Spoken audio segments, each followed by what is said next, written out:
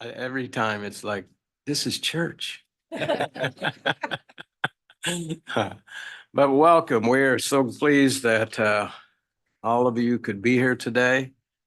And I guess it was a little tricky traveling on through the fog this morning. So hopefully safe travel for everyone in that way. So we're pleased to be able to be back face to face. The first face-to-face meeting of the calendar year. So it's always enjoyable to be back together. And we look forward to our discussion today. And I do want to say that our chairman, Keith, is under the weather. And he is not able to be here today and this morning. And as vice chair, I will be leading the meeting in his absence. Is there any objections? Good. I'm glad there's not. For you skills people, that's how you run a meeting. You take control and stay in control of the meeting. So anyway, well, I'm pleased to be able to stand in for Keith and hopefully he'll be getting well soon. And then one other item I'd like to mention about our agenda. Our first items I'd like to address a minor change in the order of the agenda due to scheduling commitments.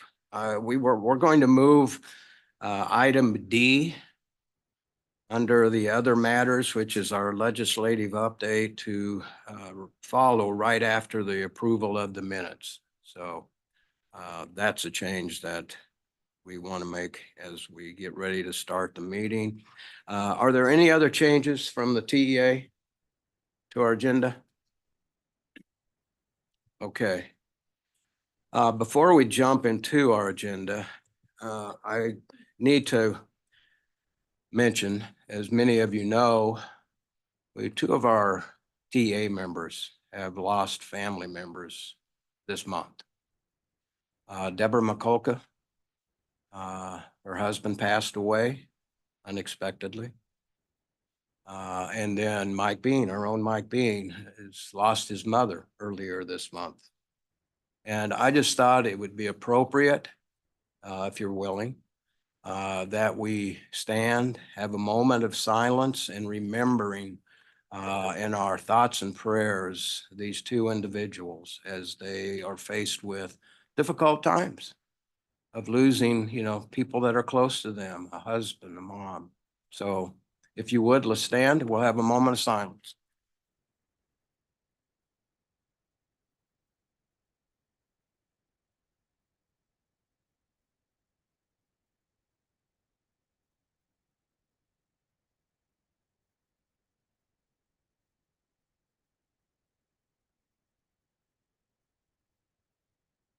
Amen. Thank you. On a lighter note, yesterday was Mike Bean's birthday, right?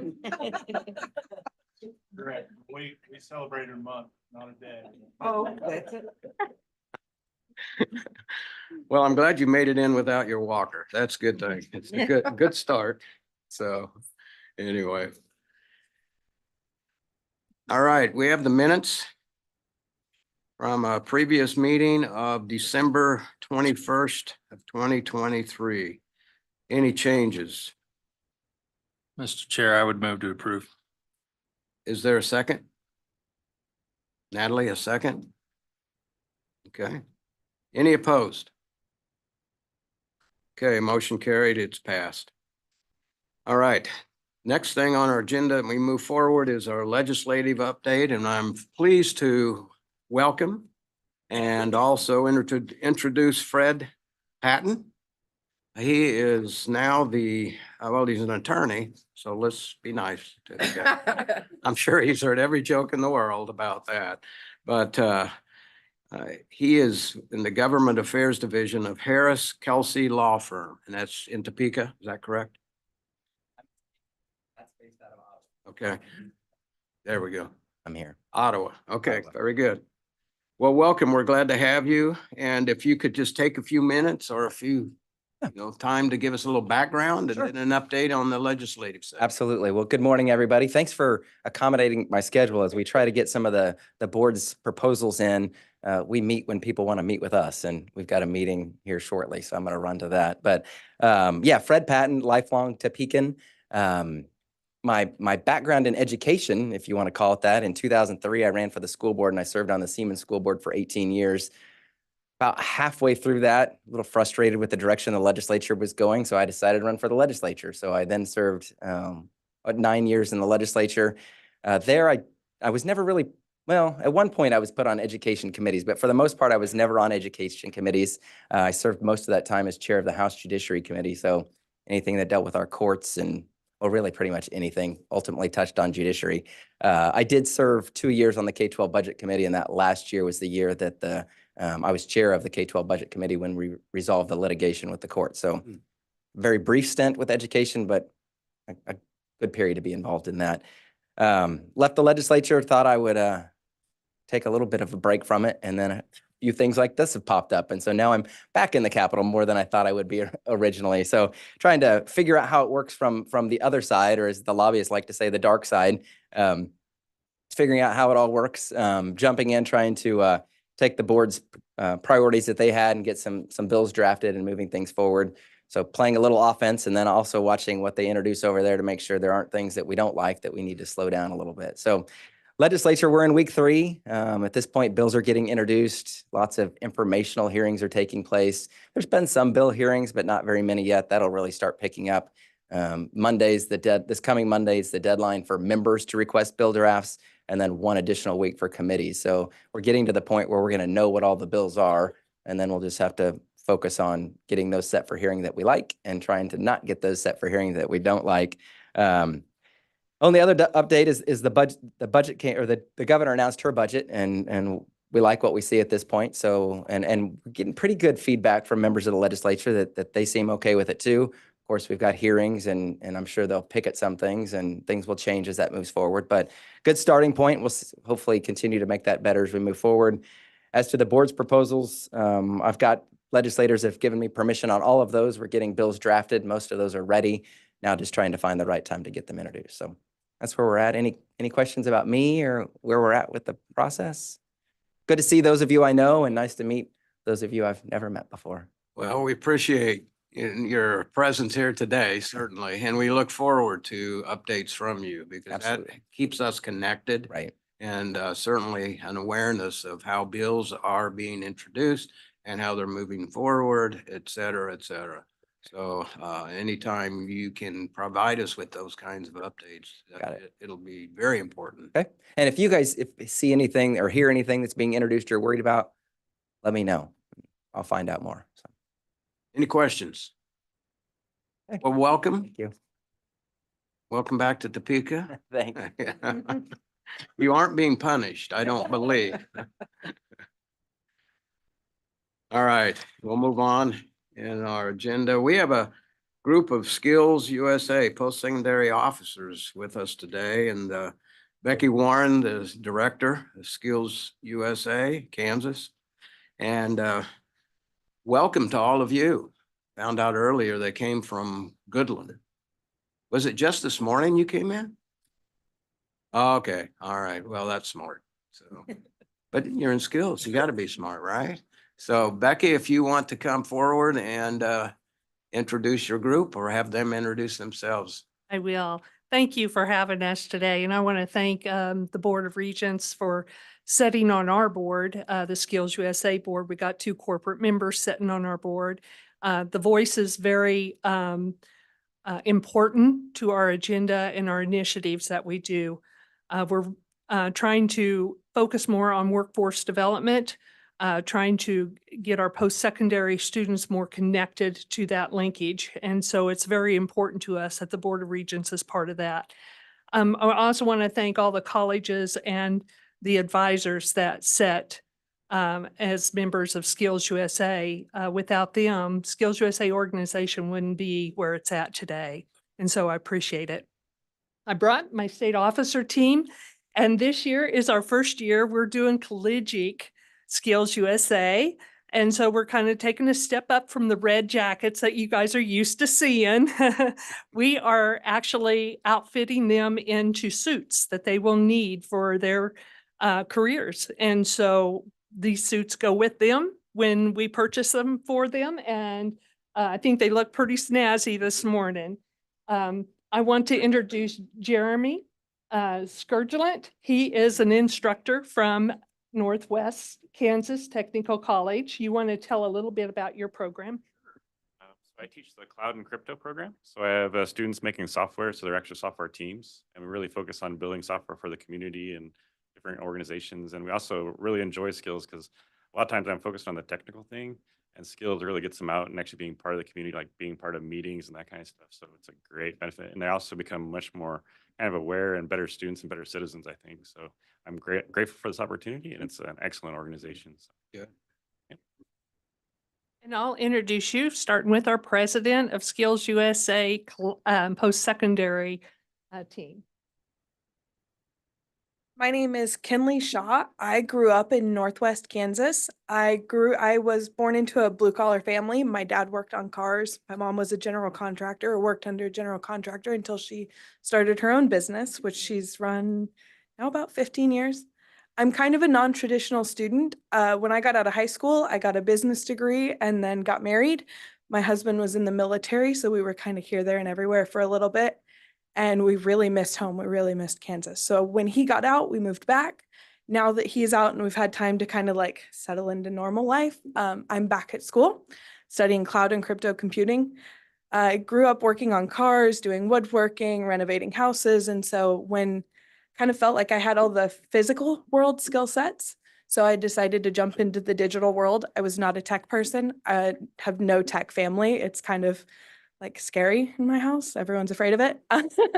And so jumping into this, I had no idea what I was getting into. I didn't have any friends with similar interests because it's not what we did. And so Skills USA provided not only the community for me to get in with people to understand the field, but it gave me the ability to showcase skills in an area I had never done before. So I have done several community service projects within Skills to include, my county is very anti-tech even. And so I have built this community service. It's a community service app for me, but it showcases our events and draws people to our county. We have historic rodeos, a historic museum, and several other, like we have one of the older fairs in Kansas. And so it promotes, my app promotes tourism within our county, but it also like brings people into our community. You know, you don't have to stop at the gas station and meet a local to kind of figure out where to go, what to do. There's only like one restaurant in my county, but you still may not find it if you're not from there or don't know somebody. So this project that I've done, I would have never started if I hadn't been involved in Skills and the competition. I competed in Skills last year, took gold at state and then bronze at nationals. And the things that we do within the competitions is what led me into the community service project that I then started, because it does not take a lot to get going in things, but being able to rally people together for a common cause is very helpful in getting big things to happen in a small town. So that's a little bit about me, what I like to do, the way I am. Thank you for having us here.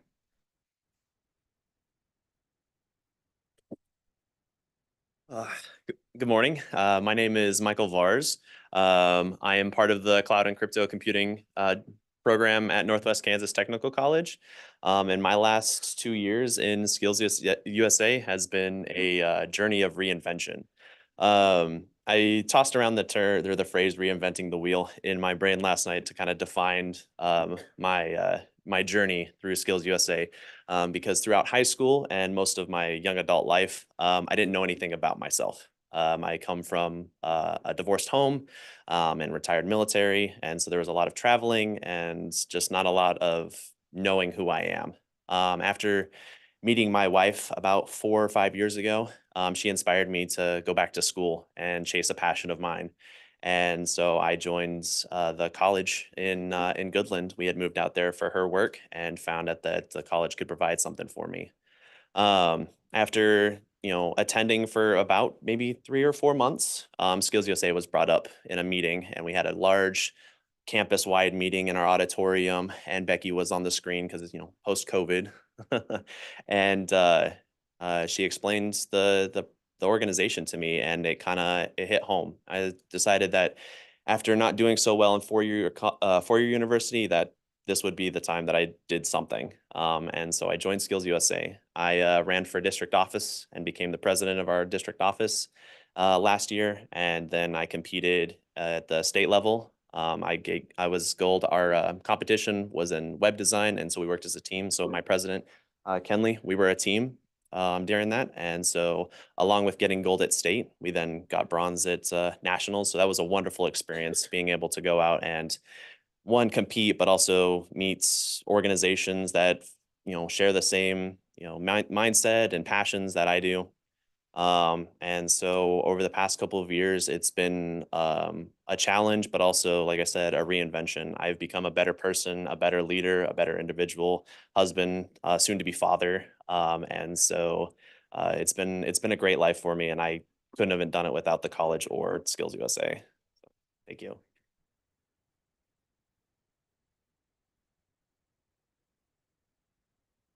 Hi, good morning. My name is Omar Lopez. I was born in Mexico and I just came here a few years ago. So everything is relatively new to me. I barely found out about I Spy with my little eye. I mean, like yesterday, I barely watched The Godfather 2.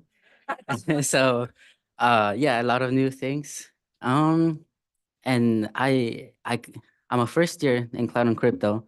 I always knew what I wanted to do. I wanted to be like programmer or a hacker, like in the movies. But I didn't know where I wanted to go. So I knew what I wanted to do, but not where. So it was kind of hard to pick where to go. And after I took a little tour with Michael Vars, I just liked the college. I met a few people there and they told me about the opportunities. I'm able to start a robotics club too. So that is pretty cool to me. And after I joined Skills USA, I noticed that I've had to take more leaderships roles in school and in my personal life too. I like to describe myself as a extrovert forced upon. People push me to be extrovert, and it's been a fun experience. All of this, like I said, I've met a lot of new people, and I've been able to take some of that skills I've learned to my. I live in Garden City, so I've been able to take that over there. I have like a little tiny store that I'm trying to, raise up from the ground up, and that's me. Yeah, thank you. Thank you.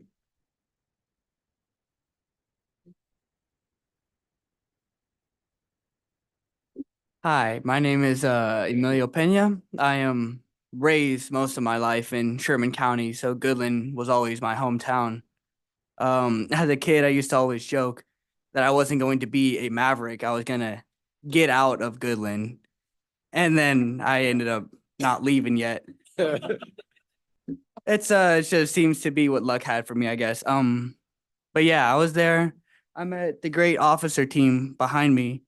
When we first met with the student orientation, and then they told me about Skills USA. And with Skills, I was able to meet Becky and have all my the great opportunities I did have. I was able, with Skills in the Fall Leadership Conference, I was able to become a 2-time recipient of the Statesman Pin, which I hold great pride in. And I hope I can help others as an alumni in the future gain their Statesman Pin as well, by being able to sign off as alumni can. But yeah, that's on me. I have a lot of ambition with this. One thing I particularly like is I was able to improve my public speaking and being able to communicate with blue collar workers, especially such as welders and mechanics. I have a lot of ambition with what I want to do. I have some software, some humanitarian projects I want to do. But mostly I want to help people not struggle. I want to help them get over struggling. Poor choice of words. I want to help them get over with what they struggle with. So I want to pursue a career in psychiatry through Wichita State and KU. So that's what I'm hoping I can do after I graduate from Northwest Tech. I want to be able to help the people in Kansas as much as I possibly can in my hometown. But yeah, that's me.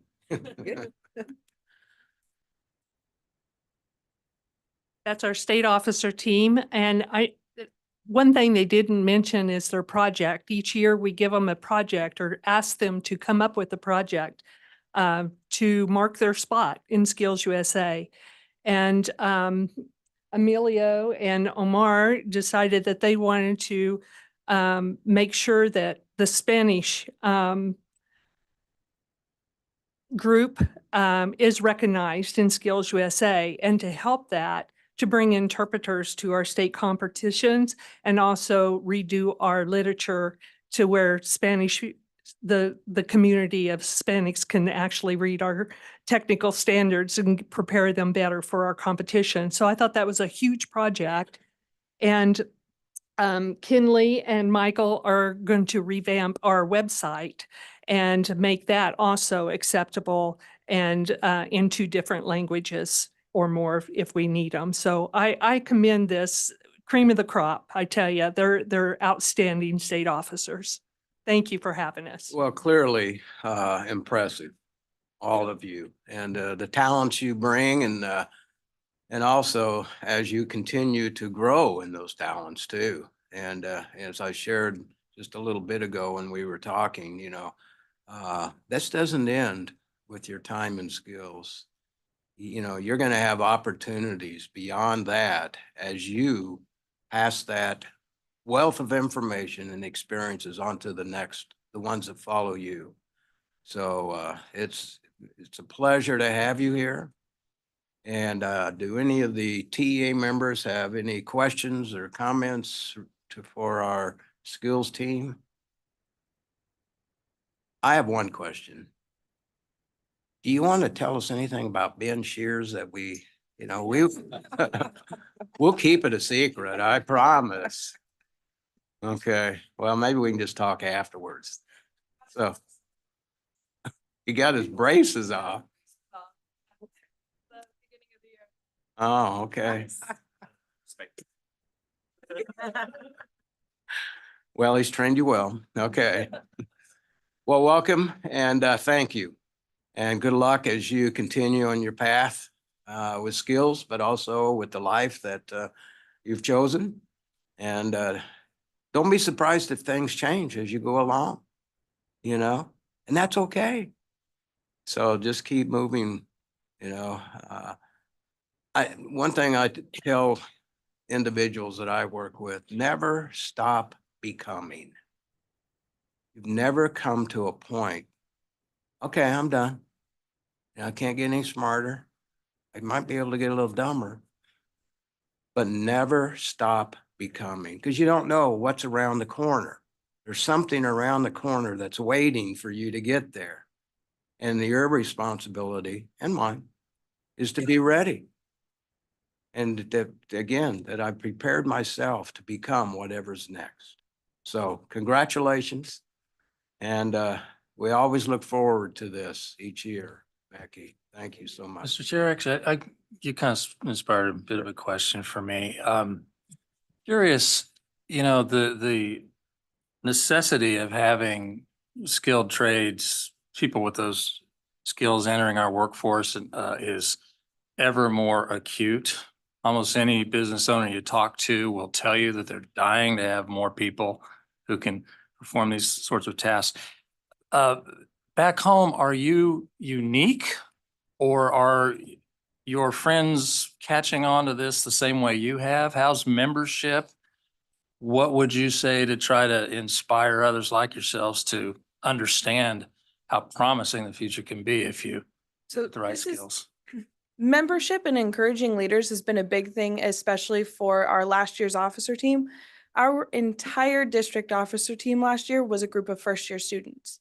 There were no second years in our program that had actively been in skills and stayed in skills that year. So we were all brand new to it. And the first day of school this year, we were in other rooms, in other classrooms. Michael and I are frequently in even other departments going around and doing our recruiting face to face, as well as we're redoing websites. We've been to several of the clubs, like the Lions Club around town, that we are going to and actively advocating for ourselves. We use a lot of our community service for this purpose. Our community does so much for us. We wouldn't be able to go to nationals if it weren't for our fundraising and things like that. And so we make it a point to advertise these things and get them out there and get to these different departments to get people involved. Because even like the town that I grew up in, or the one I live in now, is 40 people. 9 of them are my family members.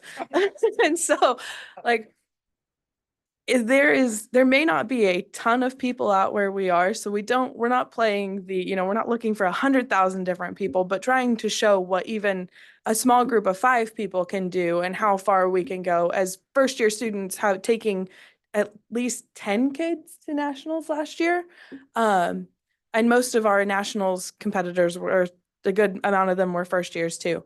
And so we're actively hitting our recruitment through any means that we can, be it our fundraising, our presentations to our groups around town, and revamping our media and our outreach in the digital world as well. So, and we had a crazy increase. Last year, we had 2 teams that wanted to compete at state. This year, we have like 5 or 6 of them even. So our numbers are showing, the percentages are growing. So we're excited. Thank you. And yes, So I'd like to thank our state CTSO skills advisor, Becky Warren, and for all of you, the state officer team, for coming to Topeka. And I'd like to thank our post-secondary partners in Kansas who have been collaborating with KSDE and providing support for our 8 state-supported CTSOs. So thank you all. okay, anyone else? All right, well, thank you so much. We're going to move on. Yes. We'll take up an offering later. We're going to move on with the introductions. Are there any introductions that we need to make? Anyone? I've got a couple. Okay, we want to welcome for the first time, face to face. We know, we knew the name. We heard the voice, but we never really, first time to actually get to meet you. Todd Zimmer. And Todd is, I'll let Todd, tell you a little bit about himself, but welcome, Todd. We're glad to have you here in person. Thank you, Chair. Yes, as he mentioned, Todd Zimmer, born and raised in Harper, Kansas. So those stories that we just listened to were pretty inspiring to me, and I have a very similar path. So through high school, farmed in the summer, tried real hard at school during the winter. Ended up going to Hutch JUCO Fire School, realized that wasn't for me. And Textron Aviation, I realized through some conversations here. So Legacy Cessna and Beechcraft, which is now merged together as Textron Aviation. So started there in 1999 as a sheet metal mechanic. Did that for 6 or 7 years. Got into the training side, so the skill side, took those and taught others how to build airplanes. It's been a wild career. So somehow I'm now the HR director for operations and supply chain for about 9,000 folks in Wichita, Kansas. So married, have 1 son, 19-year-old, just started at Wichita State University. He's a lot like his mom, so in finance numbers. So I went a little different direction, but thank you all so much. Appreciate the appointment and honored to be here. Well, thank you. It's good to have you. Absolutely. And thank you for your willingness to participate and sacrifice you make to be on the TEA. Appreciate it. One other person I want to recognize is Scott Smathers. Scott, as you know, and it's appropriate he's on the back row because I'm not going to ask you to come to the microphone, Scott, just so you know. But it's our first time as being present together. We've had a chance to say congratulations to Scott, the dean at Washburn Tech. Wish you well. I was going to say we miss you, but I'm not.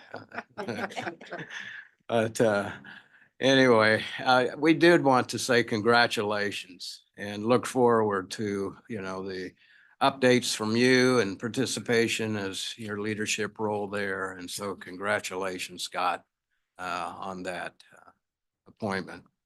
And then last, I want to say and recognize Rita. Isn't this our first meeting with you as the interim VP? Face to face. Face to face. So, you know, what a pleasure, and have Rita back in a new role. I think she always was in charge. She just, now she has the title.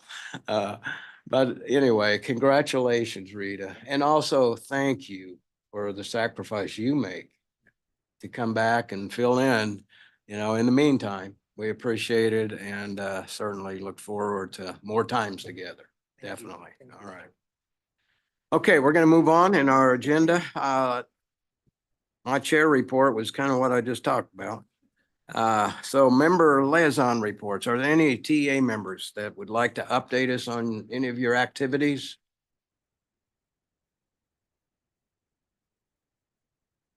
Yes. We had Citizenship Day earlier in the month, and we had those that could come who didn't have school canceled per school policy come to Topeka. And we had KBOR representatives there to listen to the state officer teams. So I wanted to thank everyone for attending and note that we had that very worthwhile event. Good. Anyone else? Okay, we're going to move on to report from Rita, Vice President for Workforce Development. Okay, well, every January, the state's required to submit a consolidated annual report to the U.S. Department of Education regarding their use of Perkins funds and the progress towards meeting the targets during the preceding year. This report will be submitted by January 31st, and the TEA will receive an update on that in our February meeting.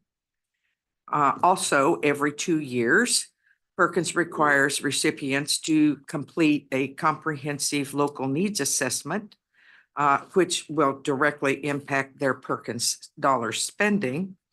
This assessment is developed in consultation with a broad stakeholder support.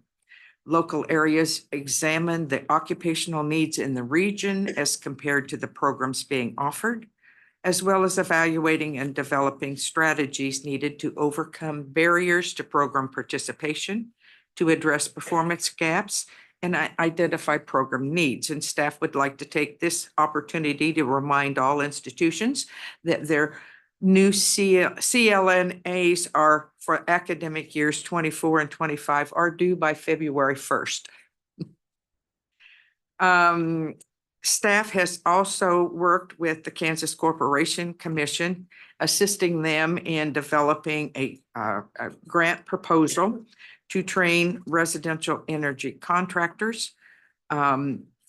Should the grant be awarded, the Kansas Corporation Commission, Kansas Department of Commerce, and Workforce Development staff will work with colleges on developing a program that meets requirements of the grant. So we're kind of waiting to see where that comes out or comes back. Regarding the Promise Act, we are required by statute to review all of the programs that are eligible for Promise Act funding. This review has been completed, and staff reports that no programs have been denied continued approval. Regarding the WIOA state plan, adult education staff has been actively working with the other core partners to draft the new 4-year WIOA plan. A survey has been sent out to all the stakeholders across the system, including adult ed practitioners, to collect input for this plan. Adult education enrollment at the end of the second quarter, we have over 4,200 participants enrolled in Kansas adult education. This is 60% of our enrollment goal for the whole year, and it's 10% higher than the enrollment was last year at this time. So we continue to have more and more individuals participate in that. And I would like to mention that Hector Martinez, our State Director for Adult Education, was officially appointed to serve on the Kansas Workforce Board by Governor Kelly just this month. Congratulations to Hector. And as our representative, he also participates on the Digital Equity Advisory Board. The Office of Broadband Development in the Department of Commerce has two opportunities to the public currently. One is the Advancing Digital Opportunities to Promote Technology, or ADOPT program. And it's comprised of two sub-programs, one dealing with equipment distribution and the other with public Wi-Fi enablement program. The other one is the Digital Opportunities to Connect Kansans, or DOC. This program aims to elevate the digital literacy skills and training within the state. We also would like to make everyone aware that the Kansas Adult Education Association Conference is going to be held in Topeka in February 26th through 28th. The first day will kick off with a pre-conference, which includes the program leaders meeting for all of the program directors. And the conference will close with an awards ceremony to be held at the Capitol, which will actually occur on February 28th, which is the day before our next meeting. It would also like you all to know that Seward County Community College has hired a new director for their adult ed program, Dr. Katie Reck. And staff will be working closely with Dr. Reck over the next few months to provide the necessary training and assistance to help that program continue to move forward. Good, thank you. My report. Thank you, Rita. Any questions or comments related to Rita's report? Okay, if not, the moment we've all been waiting for, we're going to hear from Ryan Ruda, and President at Garden City. Ryan, welcome. And we're looking forward to an update on the community college. Yeah, that's a lot of pressure here. The moment we've all been waiting for. Yeah. You don't get that very often walking through. Better Good to hurry. be, good to be in front of you and provide. I know you have the written report. I did want to go through and just hit some highlights. You know, each month, as we report out, we are specifically reporting from several of the community colleges in alignment with the Board of Regents strategic plan. This month, our report focuses on the pillar of family, which really looks at access, affordability, and success. So specific to the pillar on family at Barton Community College, there is several different data points that Barton provided there that really tell the story on specifically how they are meeting affordability, access, and student success. Specifically, looking at the data with on-time graduation rates, they report a 41% on-time graduation rate. One of the highlights specifically that I wanted to point out in this there as well is that for this reporting year, they have a student loan default rate of 0%. And I think that is tremendous, and accolades go to Barton Community College on that end. A few other points there as well, looking at full-time retention rate of 50%. And then the number of degrees and certificates awarded in this past year at 911 from Barton.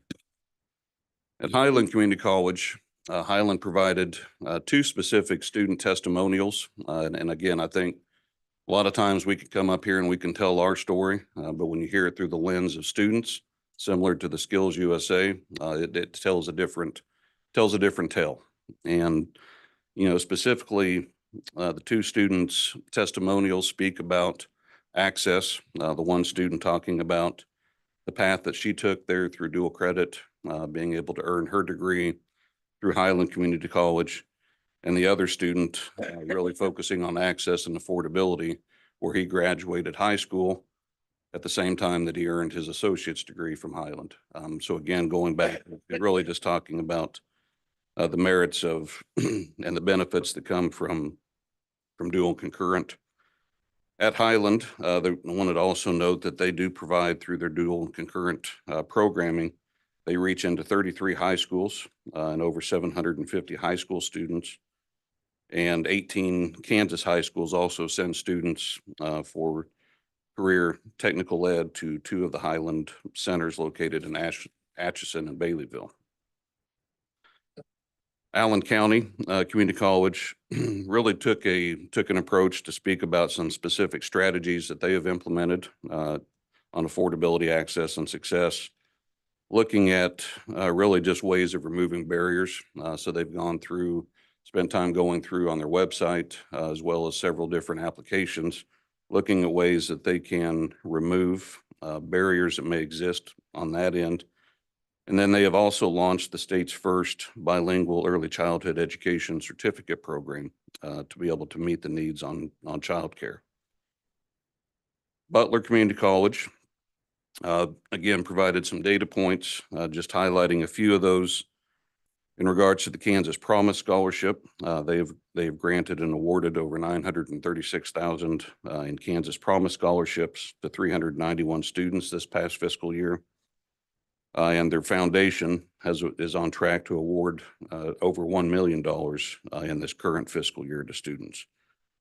In May of 23, 83 high school seniors earned a bachelor's or associate's degree from Butler at the same time that they completed their high school diploma. So again, speaking on the merits of dual concurrent and being able to help stay on track there with access and affordability as well.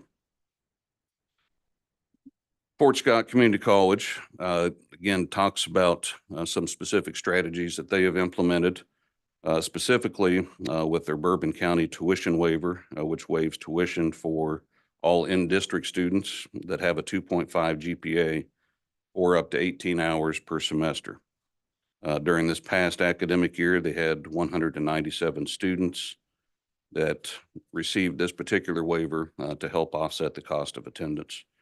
And then this summer, they will be formally announcing a scholarship initiative that will seek to be able to add 40 new endowed scholarships to again help address affordability. Dodge City Community College provided some information specific to a couple of new grant awards. They've received a $500,000 employment training administration grant to further help move forward their newly proposed industrial maintenance program, as well as a $740,000 grant through the Kansas Department of Commerce that will support their auto technology and industrial maintenance programs. Lastly, at Cowley Community College, again, providing some data points on the use of Kansas Promise.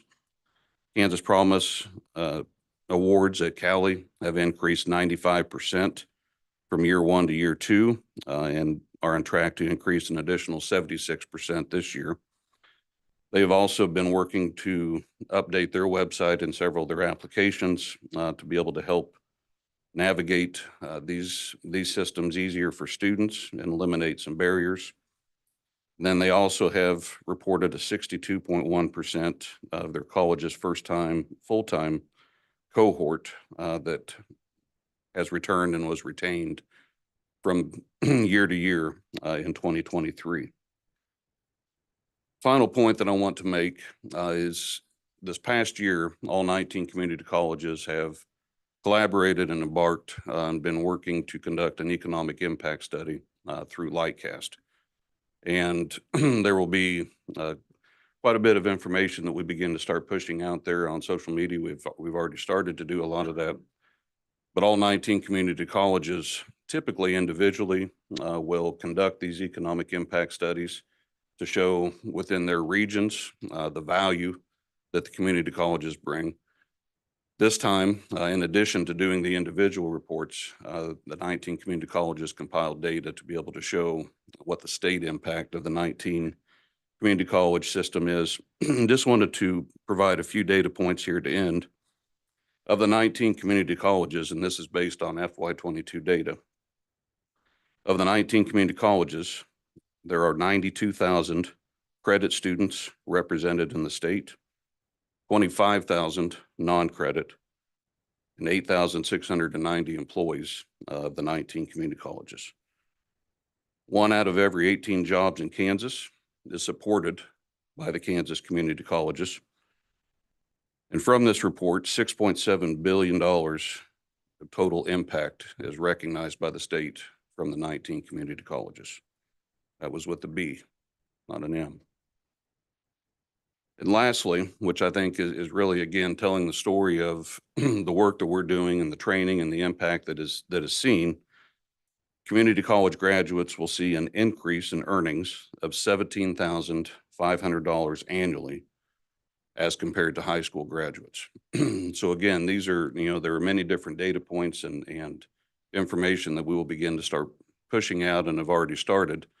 But I think those specific data points are ones that really start to tell the story of the impact and the work that we do, and many times are lost on what it is that is happening there within the community college system.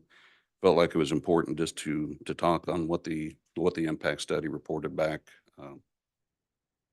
So I'm happy to answer any questions or talk through anything there from the report. Questions or comments? Ryan, I'm curious, it's good to have that data and that information. You talked about pushing it out. Mhm. Tell me how that's going to be done and to whom? How is this distributed and to what's the value of that Right. information? So that, there's multifaceted approach, right? So each of the 19 community colleges, it's really incumbent on individually those colleges pushing the information out. Who is that going out to? I mean, it's, I think it's something that we all struggle with there as far as where do you best market? How do you best market? Where do you get information out? Because different populations receive their information in different venues, right? So, it's a multifaceted approach. I mean, it's print, it's social media, it's going out into the area chambers, going out into the communities, into different organizations. And then the other, really the other piece of that there is utilizing this there for conversations we're having across the street, Yeah. right? Being able to go out and really talk with legislators. I can attest and speak as far as what we're doing, Garden City. I mean, we've held local legislator meetings and really showing not only the impact that Garden City Community College has, but the community college system overall. So I don't know that there really isn't a one size fits all model as far as where and how and who we're talking to. It's really trying to climb that mountain and sing from the mountaintops there, what the benefits are, and trying to be able to be as broad reaching as we can on who we're talking to. How is that information? I'm curious. And I mean, I agree with you, Mhm. but how is it being received by the legislators in that you have meetings with or gatherings with about sharing this kind of information? How's that being received? From the legislators, again, just speaking personally, from the legislators that I've had conversations with and shared many of the data points with, I think it's eye-opening, right? I mean, to be able to talk about, again, going back to the data point of a community college graduate earning an associate's degree and having the earning potential of $17,500 more a year versus a high school graduate. I think those are numbers that many times we know and we believe that there's value in a 2-year degree, a 4-year degree, but we don't necessarily quantify what is that value, and so I think through the conversations I've had, being able to quantify and have data that backs up what we're saying and what the value is, has been well received. And I think that's important because, especially, with even in your own community, but with the legislators, sharing this perspective and information and to be able to say, I'm not the one saying it, I'm just passing this forward. Right. So, and it gives credibility to, I think, whatever the conversation is related to, Right. the good work that's being done. Mhm. The community college, no doubt. Absolutely. Well, thank you. Appreciate your update and report. Absolutely. Thank you. All right. Jim, we're not gonna let you off the hook. So. Who? Scott. Okay, we'll move on. Out the door too. Yeah, really. Well, thank you, folks. Take a little different tack. We're gonna put on my teacher hat that I don't use too often. Last Friday, the Flint Hills Regional Leaders Retreat was held in Manhattan. And the information from our first presenter is probably worth everybody in this room and the state to hear. His name is Clint Runge, and he runs a marketing company called Arch Rival. One of his clients is Adidas. He has some big ones, he has some little ones. He's based out of Nebraska, so it was interesting what I'm about to tell you, what he shared with us about Generation Z, which is driving all the employers nuts in the world. And the youngest generation we have right now called Alpha, which is like 13, 14 and younger. But you need to listen to this because it was pretty impactful. First of all, he said, don't try to do long-range planning. Just don't. We've got to look at 3 to 5 year pieces. If you're trying to move the needle, what can you do in that 3 to 5 years? And he said the big reason for that, of course, what everybody knows is AI, because AI, and the way he said this, everybody in the room just lost all their air. He said AI will impact everything, not just learning and work. It's going to impact families and parenting. Yeah, it is already, but we usually don't look at that. Gen Z is, and I've got one in my house yet. They're less bound by tradition. Tradition means nothing to them. Loyalty means nothing to them. And he's saying all this, and I'm thinking about my 18-year-old son who drives me nuts with his view on life. And I'm going, yeah, okay, here we go. They want achievement for themselves. And for a larger group, if it's a group they care about. And he said it's not a group you would typically think of, but they're thinking more and more of climate change. They're thinking of justice, yada, yada, yada. But he said if they have an interest in that, they're really looking at how that whole project is being affected. Kind of a different perspective. And he said both Gen Z and Alpha, they want to have access and control over the technology that they're going to work with in the workplace. Because they already know they're smarter than you are. You know, and every time I have trouble with our streaming device on TV or trouble with the home internet, who do I turn to? My 18-year-old. They have a different view on responsibility. And I'm sure all the employers here are going, uh-huh, yeah. And this is major part of the conflict between these young people coming into the workforce and our traditional way of looking at work. They trust their influencers on social media, and that's all they trust. They don't trust anybody else. And that's something that drives me nuts with my son. They learn through their devices.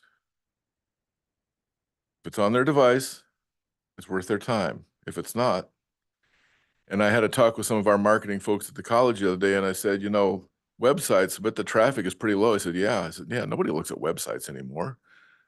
If you can't do it really easy on your phone or your tablet, you don't do it. And we're not paying enough attention to their habits because we're already picking them up. This is the one where I started shaking my head that I don't believe this guy. Gen Z are self-starters. Bull. I mean, he got that look from about everybody in the audience, and he's like, no, listen. But again, it's what they're interested in off that device.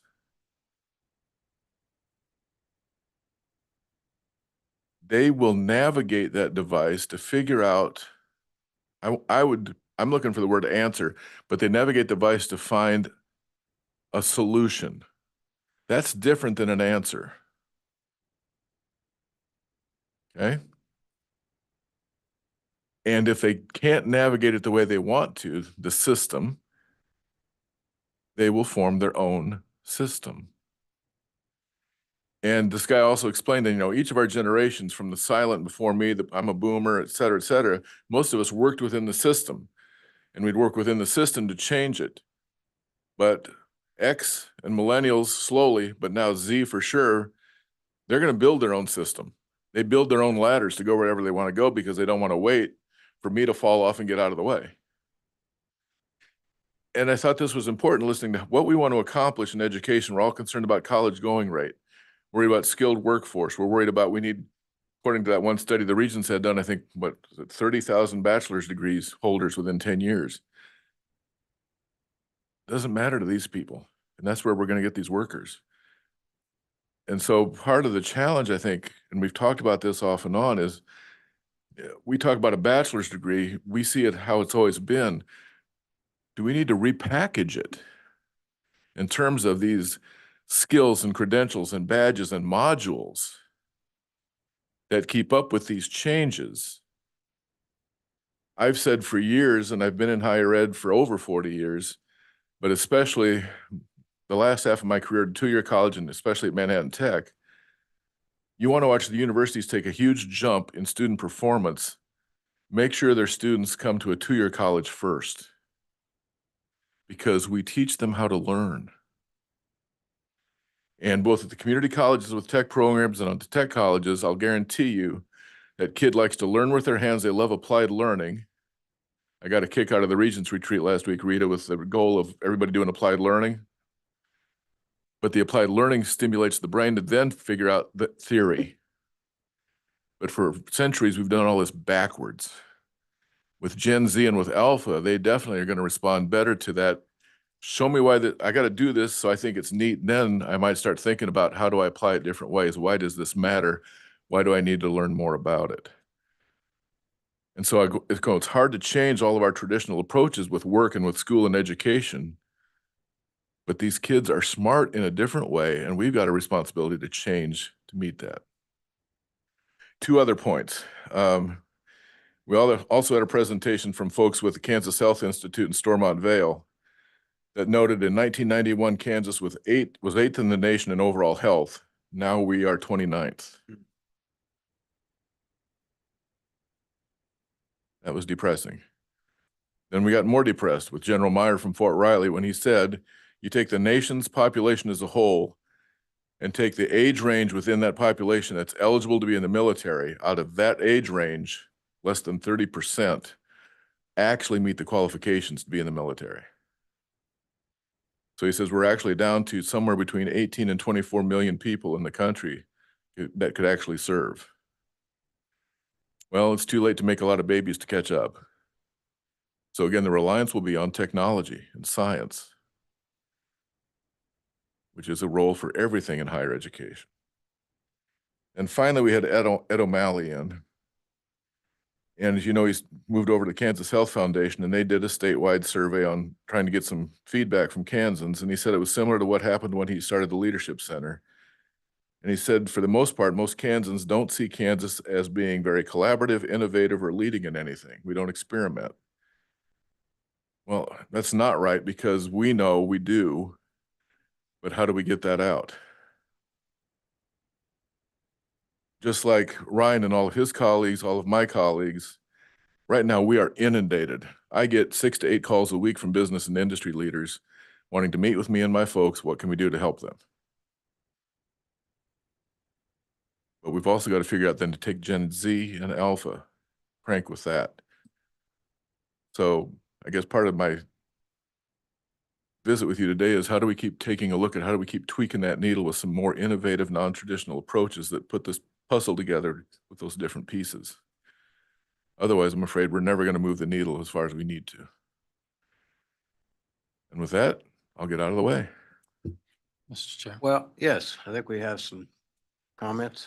I have one question for you, point of clarity, and then if it'd be the chair's discretion, but given that we have a panel of people about whom a lot of those comments were directed, I'd love to see if anybody would like to take a minute or two to give your perspective on the accuracy or no of anything you just heard. But Jim, my question was about the military. When you said ineligible to serve, do we mean physically or something else? What's that? They wouldn't meet the physical, mental, other qualifications. Okay.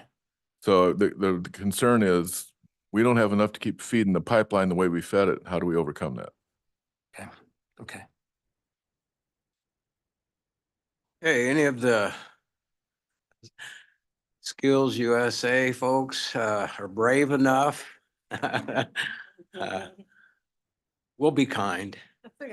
So I stated earlier, I'm a very non-traditional person. I I went to a business college, and the things that I learned there, I did implement in my parents' businesses, but in my county, the things that are required even to like buy a house, there is not a single job available or posted in my county right now that would give me the means to be able to purchase a house or qualify to purchase a house in my county.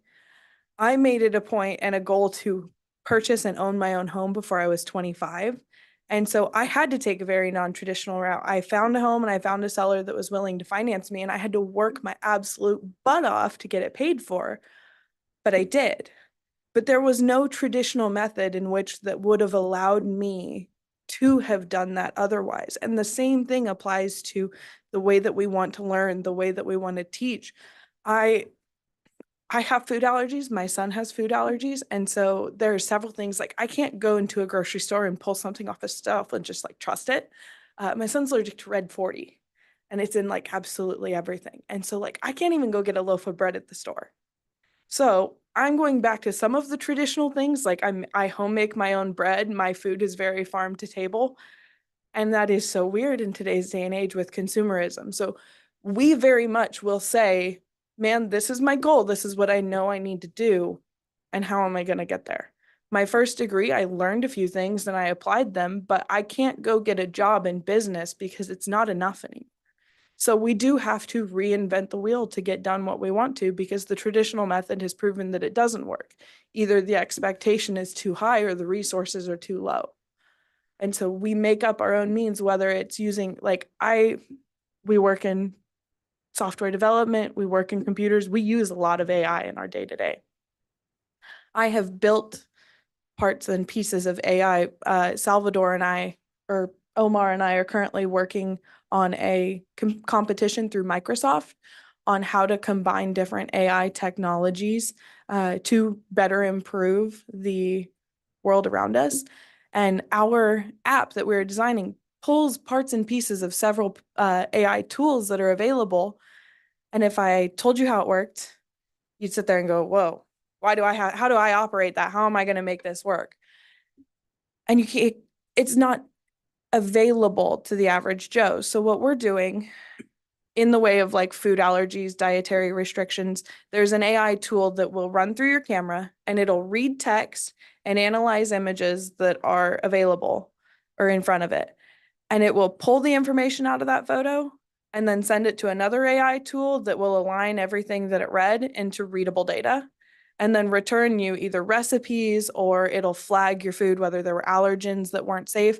And we don't have to have ingredients at the store to take a picture of this. I can go out to a restaurant and take a picture of a dish, and it can tell me, it'll analyze the photo that's in there to tell me the probable ingredients and if my allergens are going to get flagged, because I can't see all of them. But this is something that should have, like traditionally, if you were either preparing all of your own food or everything was clear cut and all the information and resources were available to you, it wouldn't have been so hard to say, oh no, I can't eat that. I can't do that anymore. I can't even, some of the labels and marketing, they print things so small you can't even read them when you're standing there holding the thing. The technology can do that for me, and it's not a traditional approach to it at all, but it improves my quality of life. So I have found the solution that will work for me. So thank you. I have more faith in the kids than I do in me or us. Absolutely. I just had a question. So in your small community, have you found like telework has blossomed since COVID, and that's a way to kind of help keep you guys in your area? So telework greatly improved my community for the first couple of years after COVID. And right now there's a really big push to get back into the office. And so that has taken away some of those. There are certain companies like Microsoft, like Apple, that see the value in it.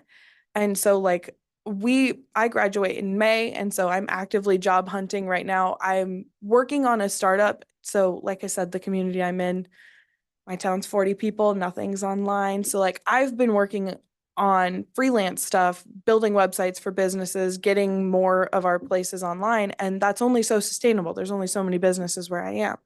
So that works for me for right now, but I am looking for more remote positions. And the only places that I've been able to find are the Microsofts, the Googles, the Apples. There's not as many smaller businesses that are still willing to do that. They're really pushing to get back to face-to-face. So the remote would be awesome. We have the resources to be able to work remotely. Everything that we do can be remote.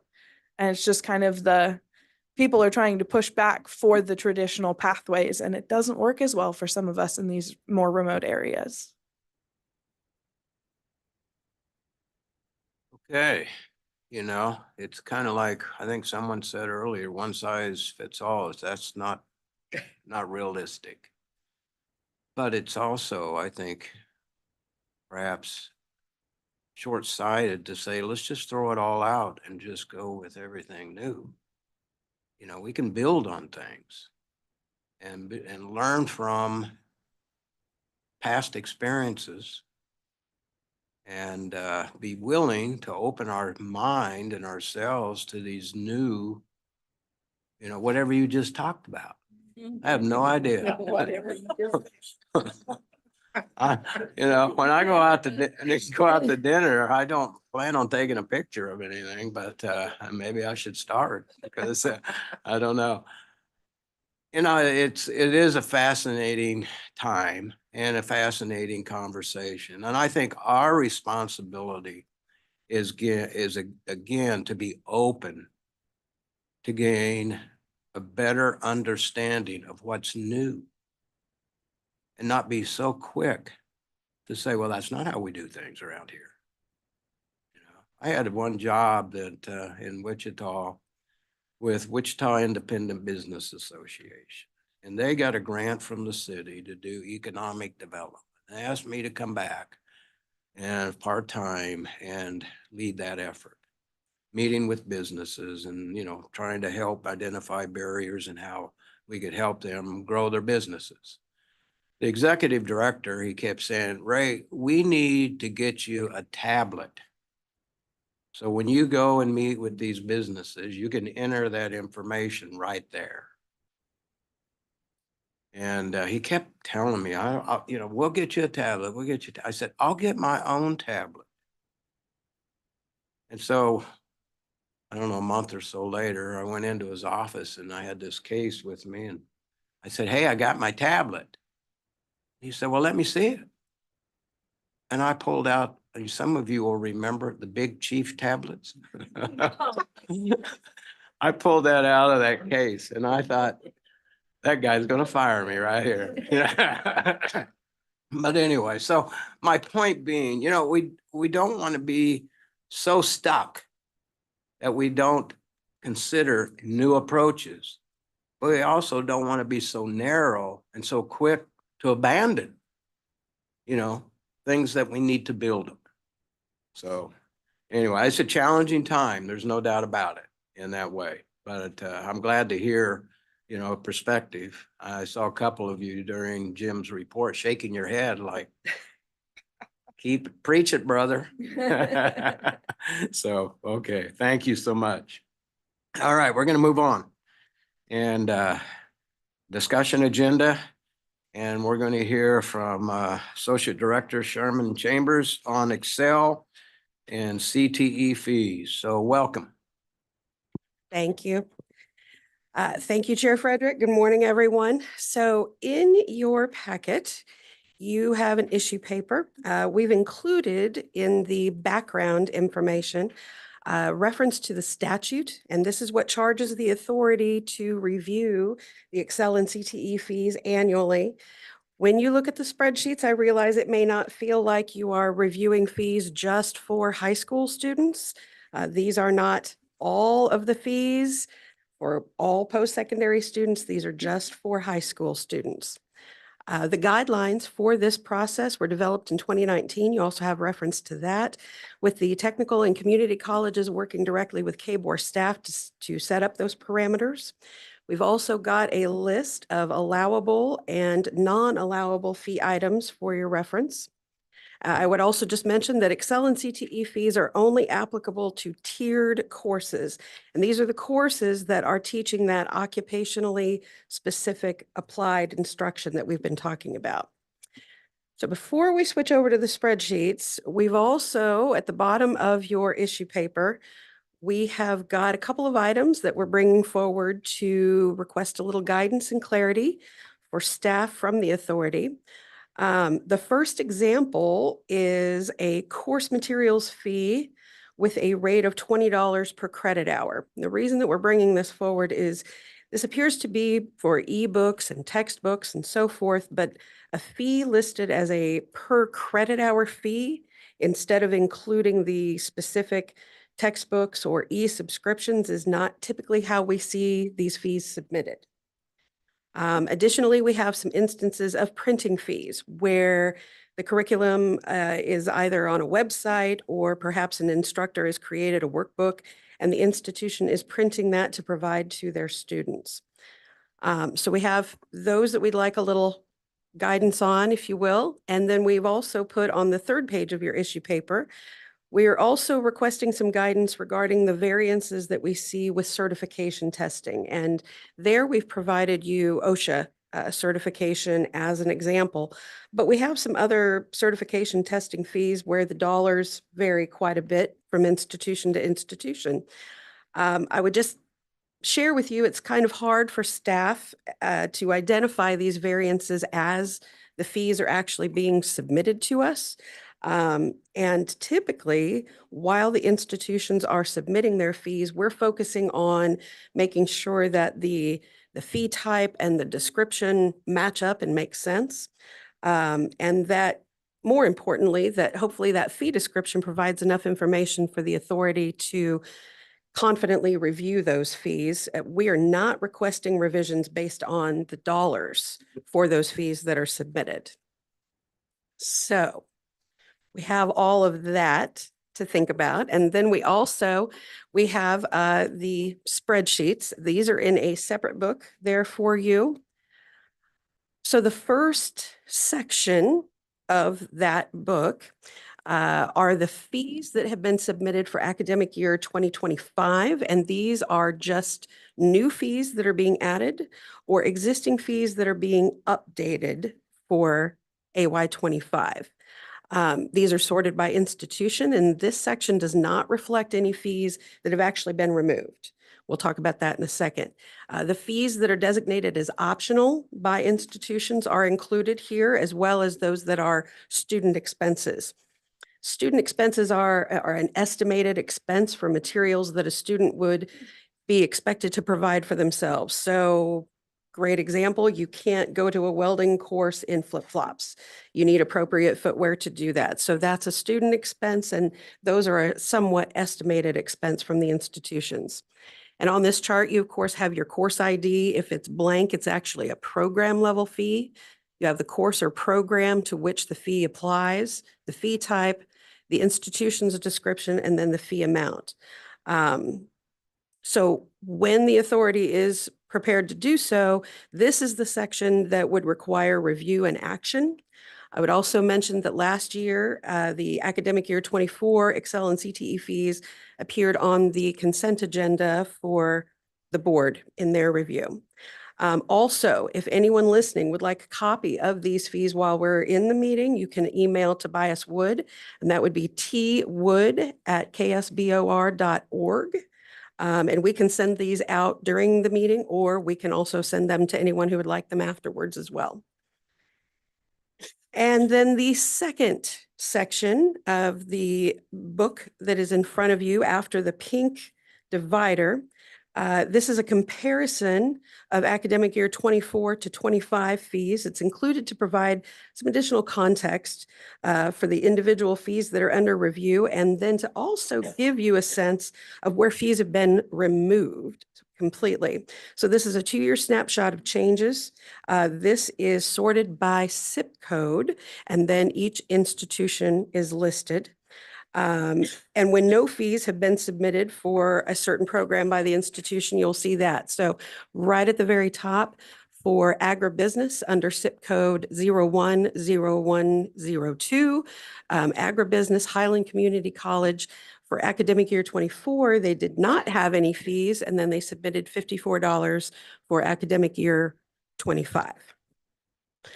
This year, we've also added some additional columns on the far right-hand side. These show the dollar amount that the fees increased or decreased from these 2 years, as well as the percentage of change. Correspondingly, then, under academic year 25, in that column, you'll see a green font indicating where the cost has seen a reduction from 24 to 25. And then the red font indicates that the submitted costs have increased 25% or more from 24 to 25. We also have a detail for all of the fees that comprise that total. So for instance, at Barton Community College, that $300, that might include some uniforms, it might include some textbooks and so forth. We have that detail and we review that and calibrate that during each new program review. So when an institution brings forward a new program and they're requesting Excel and CTE fees be approved, we provide that detail to the program and curriculum committee for them to review as well. Some additional information that I'd like to just provide for your consideration as you're doing this review. So KBOR staff provides a webinar each year for institutions to review the process and discuss changes and so forth. After inquiry from the TEA over the past several years, institutions have been encouraged to always submit the actual fees and rather than providing an estimate in anticipation of increases. We actually have a process. If an institution finds out that my $50 textbook that I've been used to and I submit it as my fee changes next year and I find out it's $100, we have a process for that. And several institutions have taken advantage of that. We bring those updates to the program and curriculum committee and then they come to the TEA. Additionally, this year, the collection was reopened from November 17th to December 8th. We wanted to allow institutions an opportunity to revise their fees. We, as staff, received feedback from institutions that the originally submitted fees may not reflect the fees that a high school student would actually have to expect to pay. So those updates have been made. We also would just mention that we have funding available in the Perkins 5 grant that is available, and we have done this for 2 years so far. This is a special populations grant, and I'm not going to get into the details, but it does allow for institutions to obtain grant funding for classroom sets of tools and items such as that. In the first year, we had 6 institutions take advantage of that. And in the second year, last year, we had 7 institutions take advantage of that.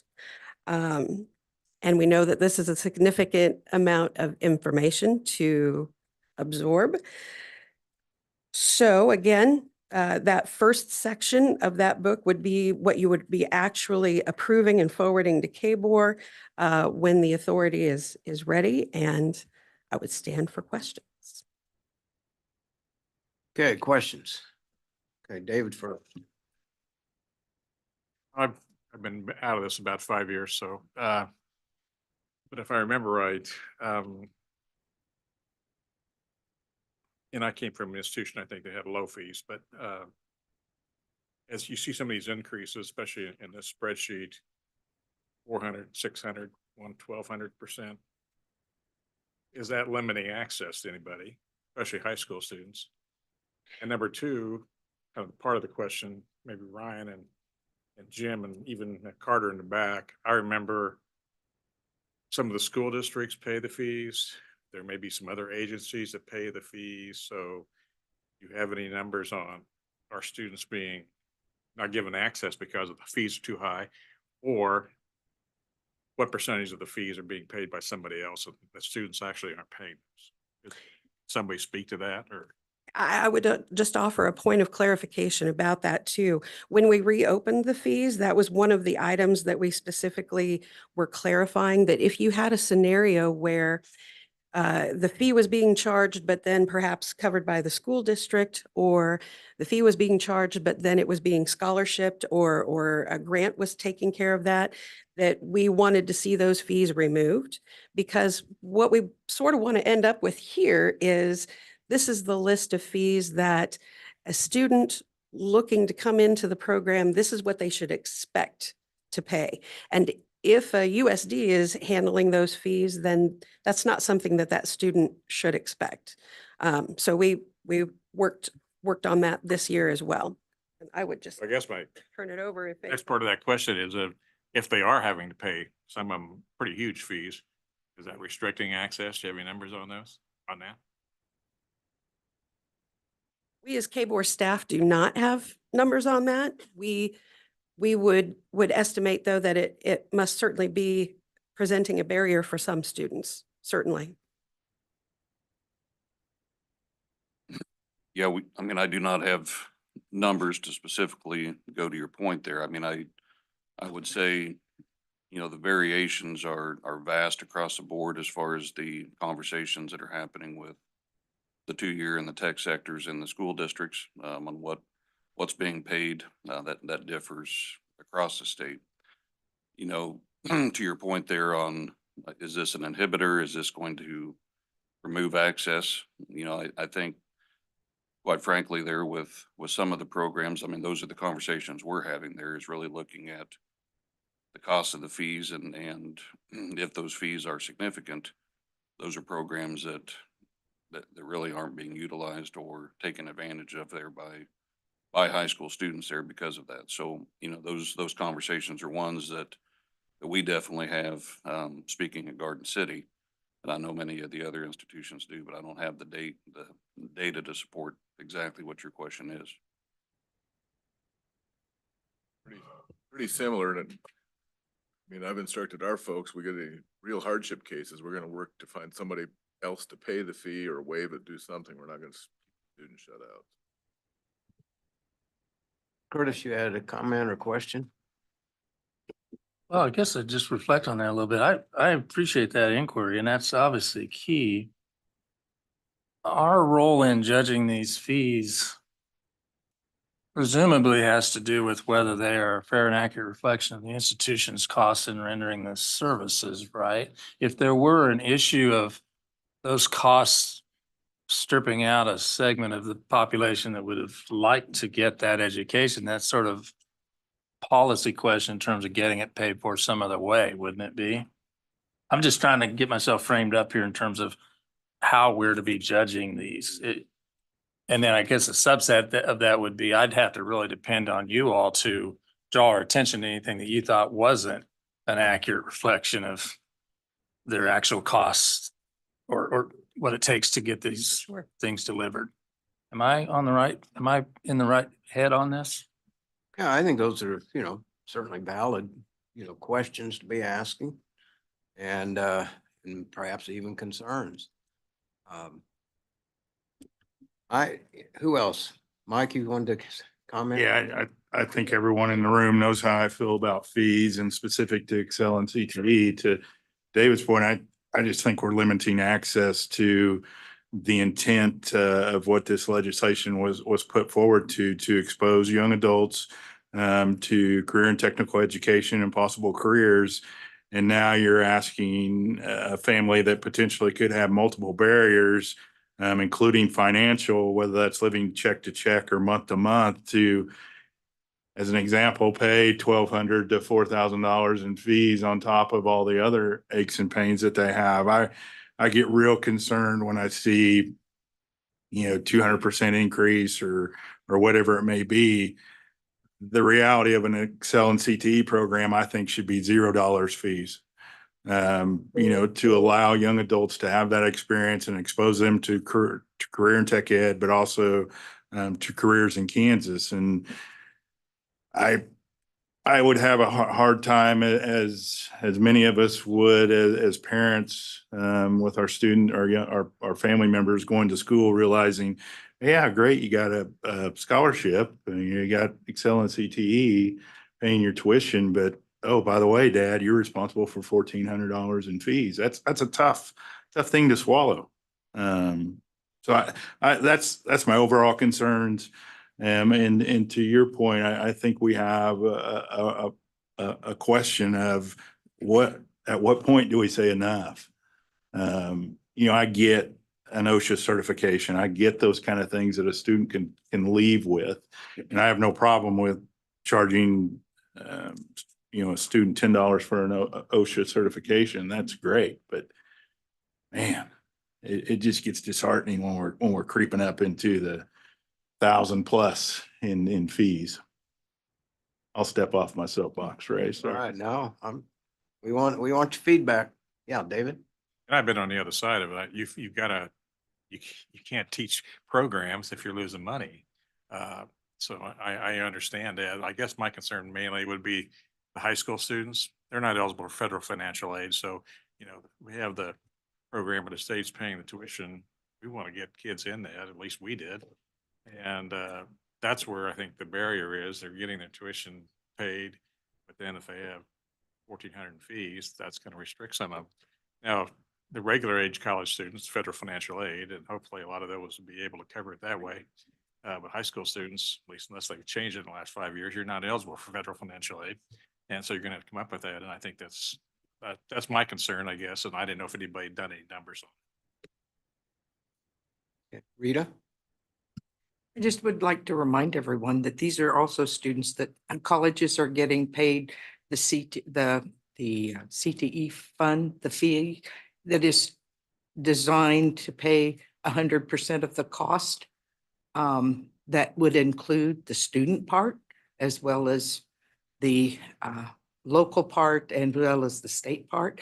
These students, and when the institutions get the funding for them, it's supposed to cover 100% of the cost of the program based on the calculation, the formula calculation.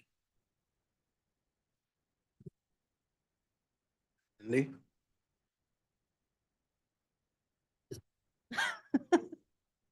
Technology, you know. Well, you're out of practice. Well, I think that's the problem. And I think that's, if the institution's cost is higher than the CTE fee that's been allotted, and this is the delta, right? In a nutshell, this is the delta that the institutions are, and the fees that they have to charge to cover their cost that isn't being covered 100% by the tuition by the tuition that has been decided based on the formula. Do I have that right? Okay. So, I mean, the only way to address that is to reassess the formula and to get the costs covered, because I don't think we can ask the institutions to cover the delta in cost. That's not, I don't think that's feasible. I don't think that's a long-term solution. So if these costs are real, which is, I guess, what we're assessing, and they have to happen, then maybe it's time to reassess the model or figure out a way that we can pay the full cost out of what the institutions are paid. Out of the appropriation for Mhm, yeah. that's currently for tuition. Yeah, so you have to fill in the words for me. I want to clarify my understanding as well. Absolutely. And I mean, it's unfortunate, but I do think that, at least for right now, the model is what the model is, and these are the costs that the institutions are saying that they need to cover the delta. And I think it's our responsibility to make sure that the costs aren't, completely out of line, which I think you guys have done that assessment, to ensure that at least they're reasonable, right? And I'm not sure that it's fair to say, the institutions just have to eat those costs. Well, and I would just offer, like I said, from a staff perspective and what we are reviewing and what our perception and our understanding is as far as sort of maybe a pushing back on the institutions to get more information as the fees are submitted. We have not done that on the dollar amounts themselves. What we've tried to do is make sure that if the fee type indicates that it's a textbook, that we can tell that what is provided in the description, it is a textbook. Or more importantly, I would say, like, when it's tools, that we have a sufficient amount of information in that description that gives the authority some information about all the tools that are included for that dollar amount. But we have not, like I said, we have not requested revisions or what have you when we look at a fee for instance, the certification tests on OSHA. You have a range there. We have not gone back to folks that have submitted a higher fee to say, hold on, or what is included in this, or what's the additional information, or why is this fee the dollar amount that it is? As staff, we have not done that. I'd like to just submit that this is great information and I love the format it's presented in. And now that it's out in public, I think it's a great opportunity to maybe ask the colleges to take a look at this and come back and say, why is it we have such a variance on the same program? So I look at something just as an example, Paige, I'm open to an electrician. You've got variation from $23 a fee up to $2,735 for the exact same program, exact same zip code. And looking at that, it just, from me, from a business perspective, I just say, why? Why is there that great of a variance on this program fee cost for the same program being offered? And, I don't know the answer. So I think it's fair to ask the colleges maybe to say, take a look at this now that they're looking at it and saying, maybe they can ask Neosho, hey, how can you afford this program for $23 of fees when everybody else is significantly higher? Yeah. Yeah, I'd just like to second that, I guess, to a certain degree. And I'll acknowledge that I'm honing in my own backyard here, but I don't know that I could feel comfortable making a decision without going back and asking. Page 28, I'm just looking at the airframe mechanics and aircraft maintenance through WSU Tech with a cost increase of 355%. And this year's cost is almost equal to the fees you're requesting. So I would just want to know more about what's driving that significant increase before we were. Who else want to weigh in on this? Well, I would agree. I have to say that there were a lot of whys as I went through it. Why? And the disparity, between institutions for the same course. OSHA being one example that you brought forward. I struggle with, the increases and of course, coming in from business, but I also was president of WATC. I understand, in business, costs do continue to climb. Okay. Well, we can answer that question. And I think it's a question that is fair for staff to ask because we're going to ask the question. So it's just a point of, I don't know if we would say accountability, but certainly a point of a deeper and better understanding of why. And I'll just pick the institution, another example of going from $90 to $1,200. Why? What happened? And that's a fair question. And I would hope that there would be a reasonable answer and that we as TEA members, certainly are reasonable. I tend to fall in the same camp as Mike. And at some point, if you're, the alarm's going to sound on these fees, and it's going to sound to the regents, and it's going to sound to legislators. And I think maybe Mike commented, when's enough? And maybe we have to rethink, and we may find ourselves in a situation where regents, legislators say, you know what, the best way to solve this problem is no fees. Make the best of it, institutions. But I'm concerned, and certainly Ryan commented in your report, about removing barriers. To me, this does not remove barriers. It creates barriers. I think that at least has the potential to create barriers for these young people. Keep in mind, these are young people. And I don't know what they're called anymore. I lose track, you know. I know what I call them at home, but I'm not gonna, probably shouldn't say anything about that. But, you know, we are, in my opinion, in some of these numbers that have been submitted, we have all of a sudden, in my mind, put a barrier up. We've made it more difficult. And I get troubled, you know, maybe it's a marketing tool to say, go out and tell young people, oh, free. Oh, by the way, yeah, there's a fee charge of $1,200 for this course. Well, who's gonna pay for that?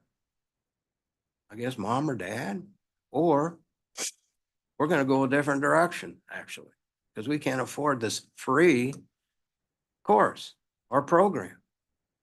So I think there's I know a concern on my part, how this gets marketed, and then what a student actually sits down with a counselor at the college and what the message is. Oh, by the way, did I forget to mention, you know, tuition's taken care of, but you have a $2,000 fee? Well, the conversation ends typically right there. And I struggle too, and I hear this, you know, from time to time, institutions saying, well, that's not what we really charge. Well, tell me what you really charge. If I'm a parent, I want to know what you really charge. What do you mean? I see on paper here, it says there's a fee for, you know, $1,200. Well, we really, you know, it probably won't be that. That's no way to sell a program, in my opinion. And I think it's misleading to the students and their family members. So my personal opinion for today is that we are not ready. I know I am not ready to move forward with action. And I'm suggesting that we postpone this and we ask institutions or ask staff to go back to institutions and that have submitted these increases. And I'm open to thoughts here, and review those programs that have increased more than 100 or up to $150. I'm struggle with a percentage because percentages can be deceiving and not really paint a clear picture, but a dollar amount. So I'm open to ideas or thoughts or, you know, other suggestions on a number that is kind of a dividing line. And those programs that have not increased, you know, X number, $100, $150, they're not asked to go back and rework anything. But anything else, yes. We need to understand why some went from 0 to over 2,000 on a program. Why? You know, there's some program or some institutions that have, you know, celebrated in their, you know, in their recruitment of, we have no fees on this program. Well, all of a sudden next year or a year after next, oh, by the way, we went from 0 to 2,000 on a certain program. Now, if I'm crazy, tell me, but not right here. Just, you know, that just causes me to go, wait a minute, something doesn't make sense here. So anyway, anyone want to respond to that as far as even a motion? Right, Mike, I'll echo your comments. Let's dig down into what caused those increase. And I don't know, I appreciate your dollar amount recommendation and I would support that. But I also want to note that there's some reasons to celebrate in this report too. Several programs have reduced fees and, you know, we as humans tend to focus on red. But there is some great results of digging into, and appreciate the college's work on digging in and actually reducing fees. in some cases dramatically also. So I don't want that to go unnoticed, but I'd make a motion for, I don't know, it's staff in cooperation with the community and technical colleges to further evaluate program fees that increased more than $150 during this period. Is there a second? I don't have a second yet. I have another question. Because I don't think that's gonna answer our question. It'll answer why some of these went up, but it's not gonna answer why, you know, you've got the same zip code in 8 different colleges and the dollar values, whether they've gone up or down or sideways, why they're all different. And I think we need to answer that question. I think that's a really important question and might point to an underlying problem that would answer the rest. And I don't know if we can take a couple of examples maybe where there's big swings and maybe dig in and see maybe that there's a commonality there that would help us figure out what's going on, you know, and I just happen to be looking at the medium heavy vehicle and truck technology technician because there's like a whole page full. They're all different. So Member Hoover, I would like to draw your attention. So if we're looking at page 29, if we're looking at anything that falls in that zip code 470613. Yeah. Look at that third column as well. Those are the different levels of education. So really, we can only Okay. compare the associate degrees to the associate degrees. Yes. The Cert C to the Cert C. Yes, yes. So that also explains some of those wide swings, is we have to look at what is the level. Are we comparing a Cert A, which is roughly a semester, to a 2-year program? Obviously, there's going to be differences there. We'll want to make sure we look at that. Yes, yes, absolutely. So apples to apples on the comparison, but let's maybe take a few I don't know if we have time to do all of those, but I think we need to at least look at a few and see what's creating the big swings between the different facilities. Can I ask a follow-up about, oh, sorry.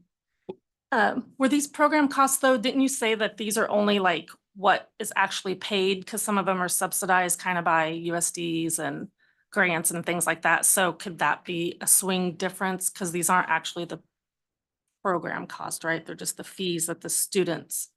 Right, these are just the fees that the students would pay.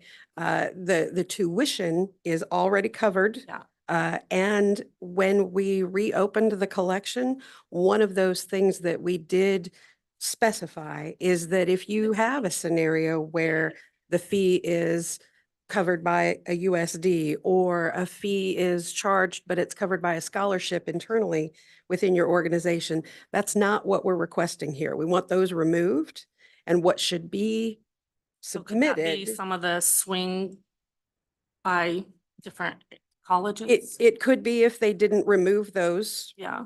if those weren't removed for some reason when we reopened the Yeah. collection for that.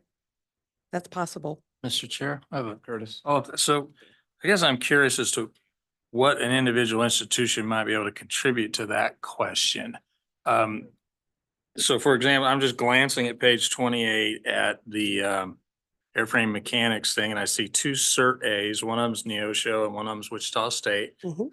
One of them seems to say $10 and the other seems to say 768. That would point to a variance. But if we were to ask Wichita State why there's so much more than Neosho County or the other way around, is either of them in a position to say, I know why, or would they say, this is my cost? They would say, here's mine, and both of them would do that, and then we would be in a situation where we would compare that. I mean, Neosho wouldn't know be the able to reason? comment, Neosho wouldn't be able to comment Yeah, on I wouldn't your think point. so. No. So how do we get any meaning out of the variance? How do we know what we're seeing? I think one thing we can do is, this is all a manual process, so let me just start there. Sherman and I, and we'll probably have to tap some other people. Everything's done by hand. We could start with the 27 programs that we have aligned. So if you aren't aware what alignment is, we bring business and industry together and then faculty together, and we develop essentially common core for technical programs.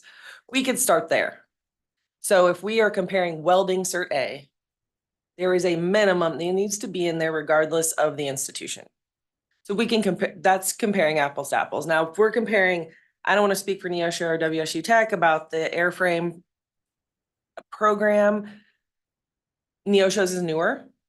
I don't know why the fees would be lower, but WSU Tech traditionally has not charged any fees. So maybe they've realized we're in the red here. I'm just spitballing there, but we could start with the ones that we know are pretty solid common and go from there. The other thing that we are up against is time. So these fees for colleges to post their schedules to get students enrolled for summer and fall is March. Look back here, we're March.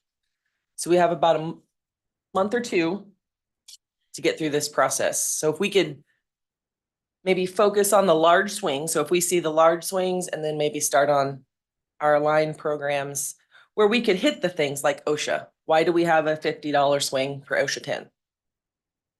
Maybe we can hit those as we do it. Just trying to think about how we eat this elephant. It's a large elephant to eat. Just a point of clarification. So what you are looking at, is that what you have stated would be emailed out or could be requested from Tobias? Okay. Mhm. Because I had not seen this there. So I think if we're asking institutions to be able to go out and look at this and provide any feedback, we need to make sure that information is available. Oh, absolutely. I agree. Okay, we have a motion. From Mike, I forgot. It was so long ago. I can withdraw that motion if somebody has something better, but it was the ability to go back and look at reasons why increases within program fees for anything in excess of $150. did I hear a second? Okay. Any further discussion? And we may want to amend that to add. We amend it to Yeah. add April, I don't know how you put it, the ones that are aligned. Right. To help speed the process. So I know that won't be everything, but it may give us some insights. Sure, we might be able to eliminate a few. I haven't looked 100% through all of this. I don't have it all memorized, but if we start with the ones that are those huge swings where we say the Surday, we're looking at $10 to $800. That's a big swing, but we could focus on the 27 aligned programs. Sorry to all the staff sitting over there, but we're probably all going to be in a couple and have to really dig into it to come back with something in February. We would still have some lingering out there in March. I'm going to look back at Carter and Scott and say, is that going to cause any heartburn for any of you? Brian, Jim? Well, yeah, I mean, because staff are already buried coming up with ITES, HLC. What was it? I didn't understand the answer. All of us have different federal and accreditation reporting deadlines coming up. Which, no offense, but those are gonna take priority. iPads is coming up, it's, close to being done, but big crunch on that is right now. The HLC annual institutional update is usually February, March, gets done by late March, early April. So for many of us, it would be difficult to tell staff, plus add this that fast.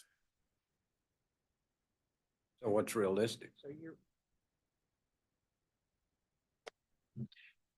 So you're recommending that we give them move this back?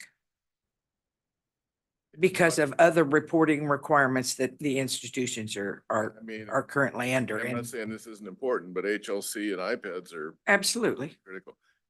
I think April is more realistic to be accurate. Okay.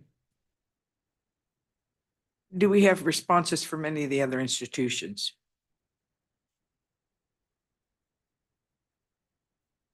Sorry. That's was my concern.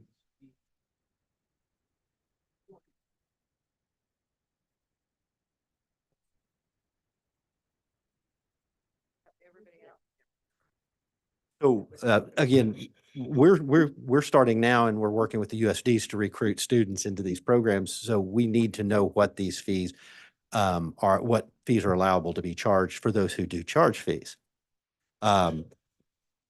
To Jim's point, I agree with him that this is a heavy lift at this time of the year for our data folks. But given the two competing problems, I would say we need the data. We need to know what these fees are going to be. And I'm speaking for myself as my limited background in community colleges.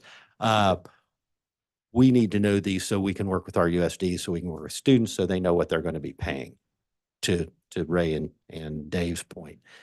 So anything we can do to simplify the process to make it less arduous on both KBOR staff and community college staff would be appreciated. But I don't think we can, I would prefer not to push it out much further than next month or March, because again, we're dealing with recruiting students now. Well, certainly that's a understandable concern. All of that is. The concern on the part of TEA, I think that we're picking up, is that most of us would be uncomfortable without more information. We'd be uncomfortable voting to approve some of these really pretty large increases. So would a possible alternative be to make our approval nuanced in that, you know, any increase that's more, the percentages, I guess I'm maybe more comfortable with those than, I think I'd be okay, you know, more than 200% or whatever. That's an arbitrary thing to say, but anything above that, we just can't see approving it unless the institution wanted to make a special case or something along those lines.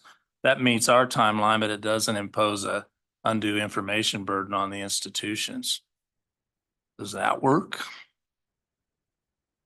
And again, the 200, I just said that to vocalize a number. It could be whatever you group thinks. Anyone else, Mark?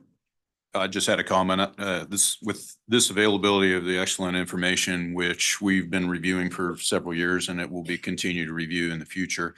I don't think we're going to be able to, you know, eat this elephant in one bite today.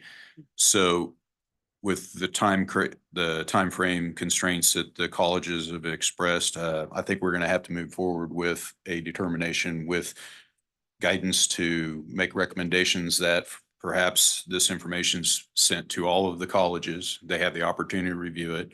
I would recommend that the colleges with the fees greater than the median or the average through here be reaching out to discuss and collaborate with all the other colleges that are offering the program significantly less on the fees, and be prepared to answer back to staff on why they're so much higher. I think that's a fair ask for it. In this time, you know, no man's an island, and we're not 28 islands of colleges in Kansas that are just doing our own thing. So, you know, we're looking at trying to improve our product and be creative to the offerings that we have to the students comparative to the region in the US. So I think it's a fair to ask that, to encourage some of that collaboration within the colleges. So I agree. I would be at least okay with looking at going back before we vote, go back and look at the very large discrepancies, whether that's 150 or a percentage, whatever it is, we'll figure out a number.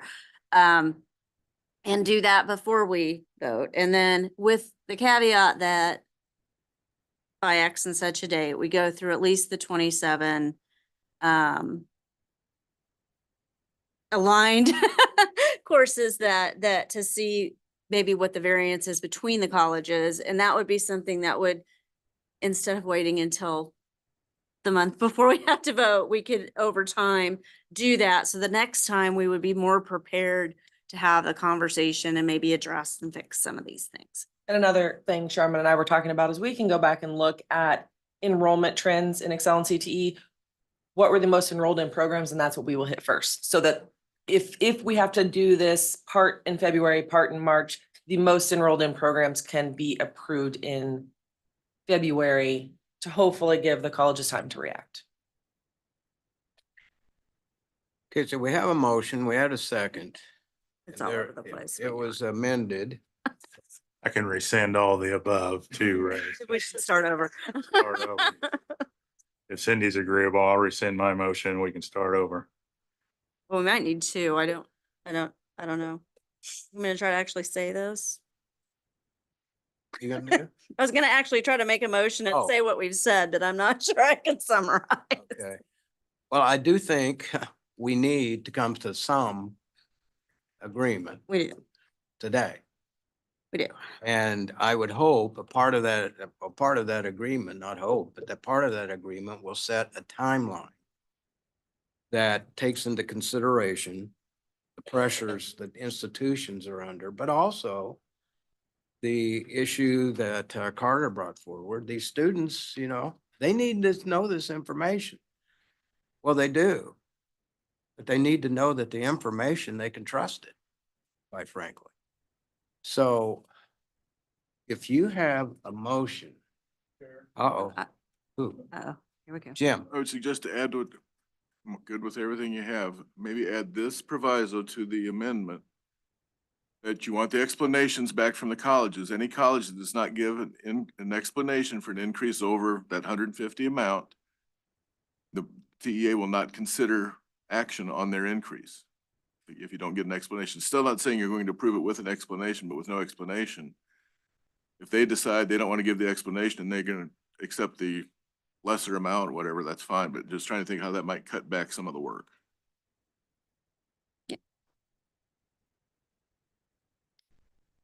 So I'm gonna try to make a motion. take note. All right, so for any variance over $150, we'll go back and get justification for the increase from the institutions, and if no response is received, that increase will not be approved.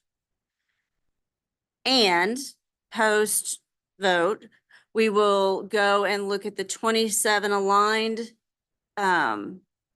courses and ensure that from institution to institution, that there is a reasonable or an explanation as to why those the costs are different, and help us better understand what that's gonna look like the next time we do this. And write that however you want to. Okay, there, good, Have a awesome. Motion in a second. I want to make sure staff is fully grasping the motion. I believe so.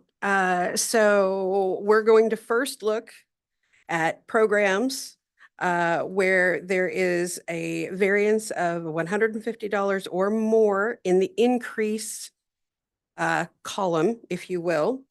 And we're looking for a justification of the increase from the institution.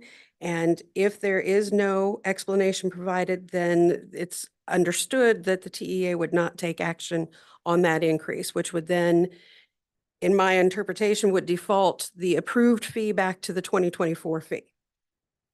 Then additionally, we would also go through the 27 aligned programs. And I'm wondering, Member Hess, this might be a scenario where your suggestion of looking at, here's the median, and if you're over the median, you're providing that information about why your costs are so different from everyone else. And that might be a way to incorporate that, because I think that makes a lot of sense, because then that also sort of gives us that foundation, that starting point, if that makes sense.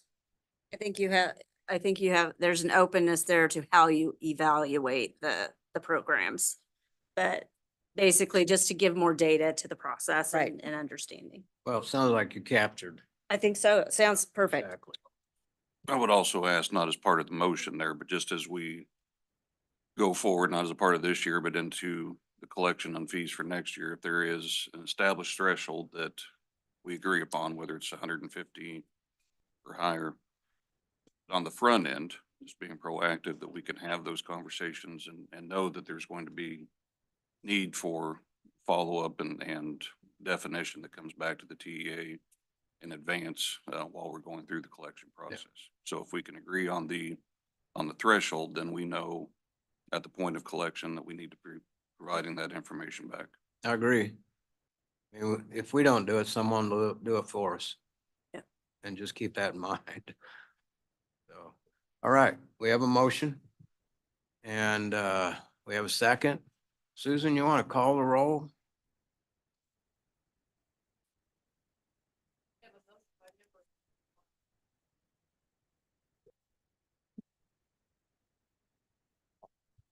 We have a motion by member Hoover and a second by member Sneeden. Member Frederick, Yes. member Hess, Yes. member Rice, member Zimmer, member Bean, member Clark, member White. Chair Frederick, that completes the roll. It is unanimous and the motion carries. I would just also remind everyone, again, we can send obviously these spreadsheets with the comparisons out. Institutions don't usually receive those comparisons to other institutions. They see their own list of fees, obviously. And then in the meantime too, that is twood@ksbor.org. If you're somewhere listening and you're looking for that information prior to the end of the meeting. Okay, did we set a timeline on receiving this information back?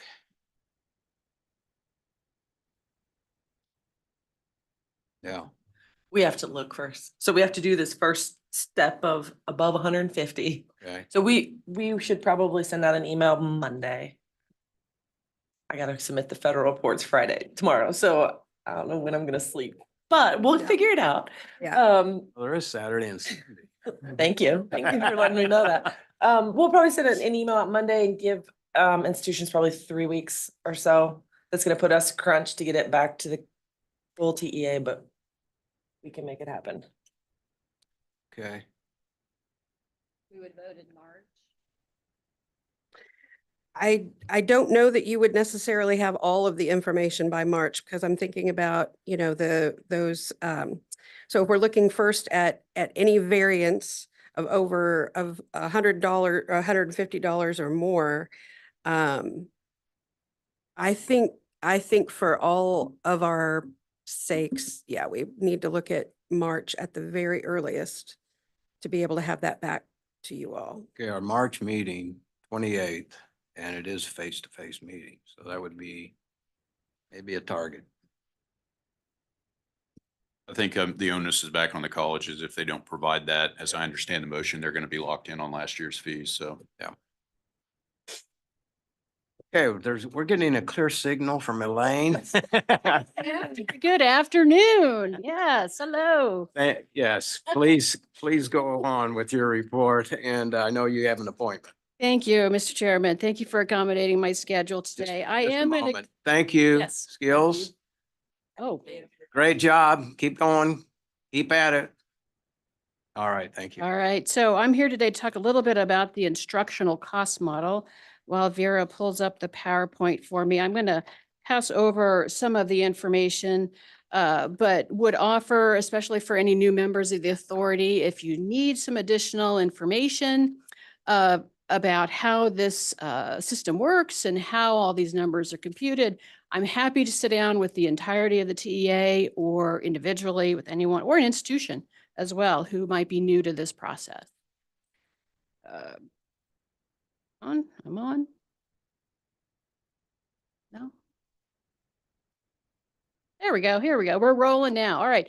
So the instructional cost model, what is it intended to do?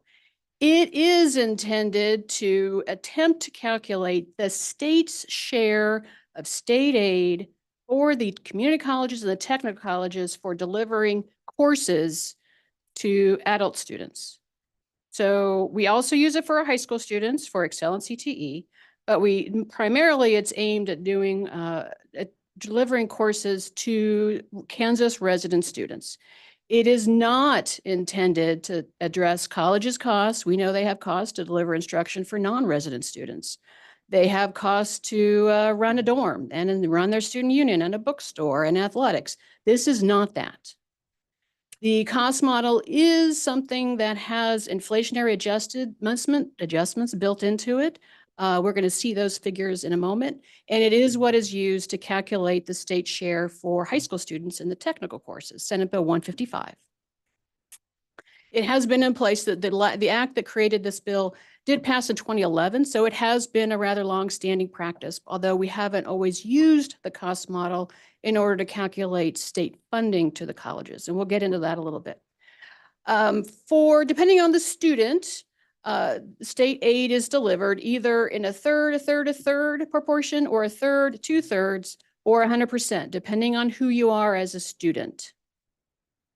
And we look at vast detail on every student in every course. And when I say we, I mean folks on our data team and in workforce like April and Charmin, who look at all the elements that make up on the funding side, how we calculate those costs. On the expense side, we look at 4 elements.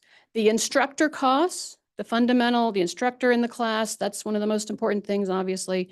But you also have overhead costs to run the school, what we call instructional support, institutional support, and then for technical courses, yellow, only for technical courses do we also add funding for extraordinary costs.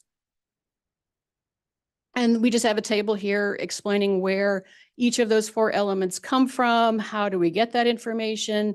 Much of it comes straight from the institutions. Some of it also comes from the National Higher Education Benchmarking Institute. We take all that information on the expense side and we roll that all together and we tier those amounts. And again, not me personally, but we collectively. We have 6 different tiers and we have many different courses. I think we have over 10,000 courses, and each one of those courses somewhere aligns with one of those tiers. And even within a tier, we have multiple levels. And you can see where we started back in 2011, what the rates were for each tier. I can see through the top of my bifocals, non-tiered back in 2011 was $146. And for 2023, it's going to be $232. So you can see the rate of inflation, how that's been applied over time. And I've got some slides in here that just get into the detail for each of the individual elements: instructional cost model for instructors, what the rate history is just for the instructors, the instructional support costs, what we think of sometimes as overhead or program directors, deans, those expenses that an institution has to run. So you've got a president, you've got a business office, you have IT support, communications. So we've got institutional support elements there as well. So we acknowledge all of those things in the cost model, and the rates for that have increased over time.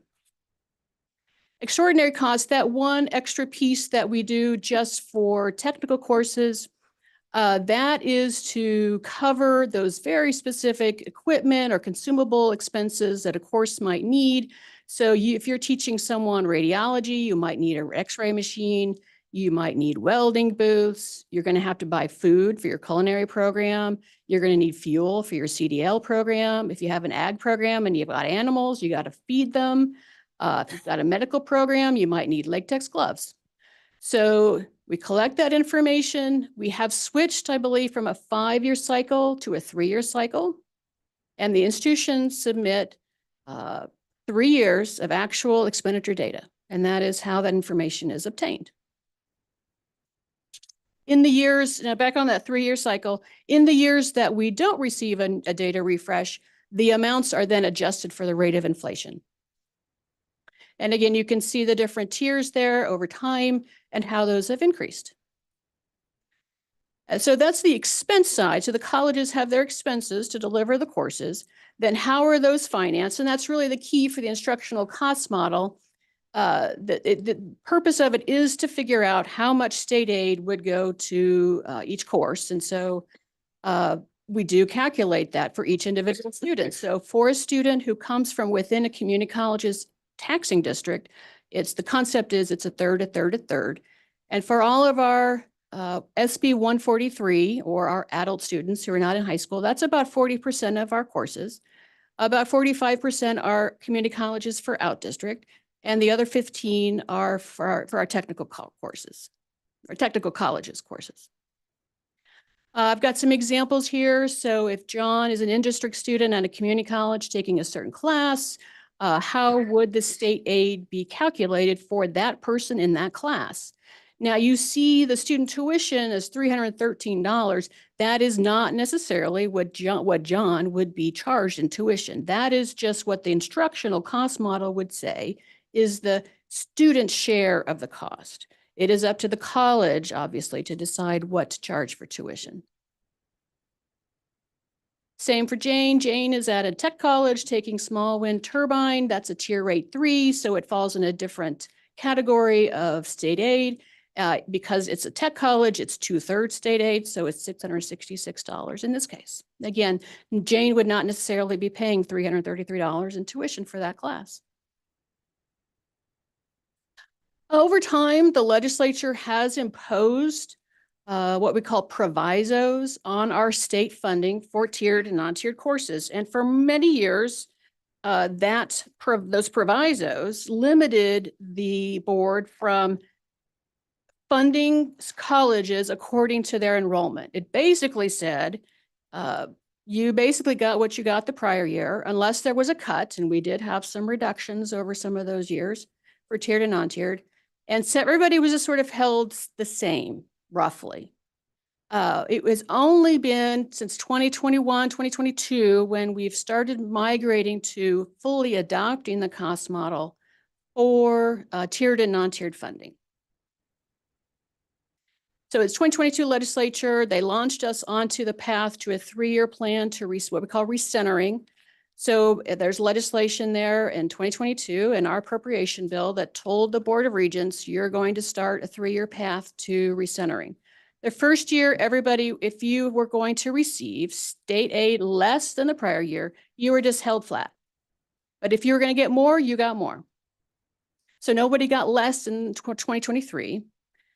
In 2024, the year that we're in now, we had a 50% hold harmless feature added. So if you were going to reduce your state aid, if you're going to get calculated lower state aid amount, you're going to be reduced by half. So you only got hit by half. 2025, then, the year that we're coming to, is going to be that first year when we're fully recentering.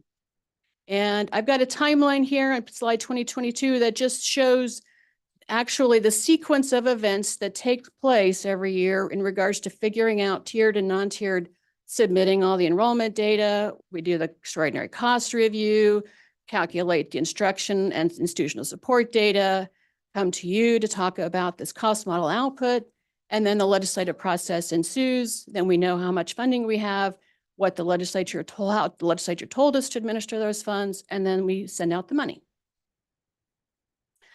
Got some slides here, just an overview of last year's enrollments, 2022, 2023 student credit hour production for the tier colleges, tiered, non-tiered, in-district, out-district. The intensity of technical or non-technical instruction at our community colleges. So we've got much higher percentages on the community college side for non-tiered, but they do deliver a lot of our tiered courses. We don't have as many tech colleges, so I put a little more information on their slide.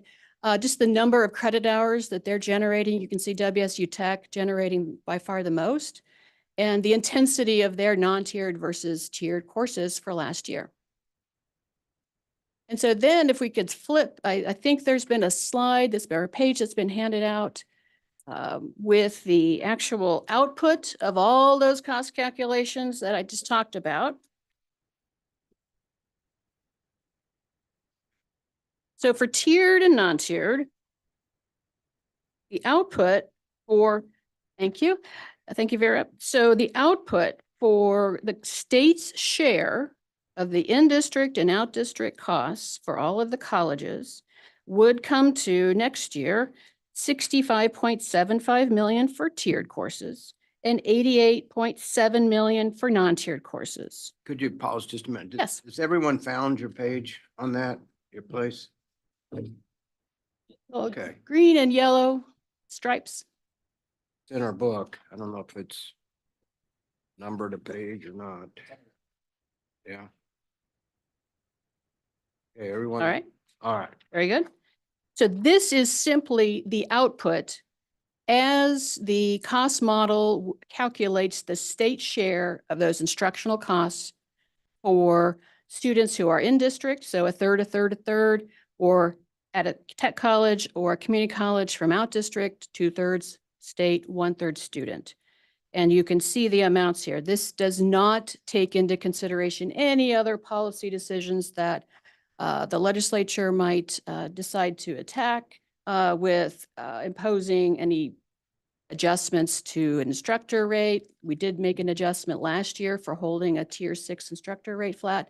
This is simply the output with the cost model calculating everything in the customary way. In years past, we would have called this the gap report, but we don't have a gap anymore. And that's the next thing I'm going to talk about.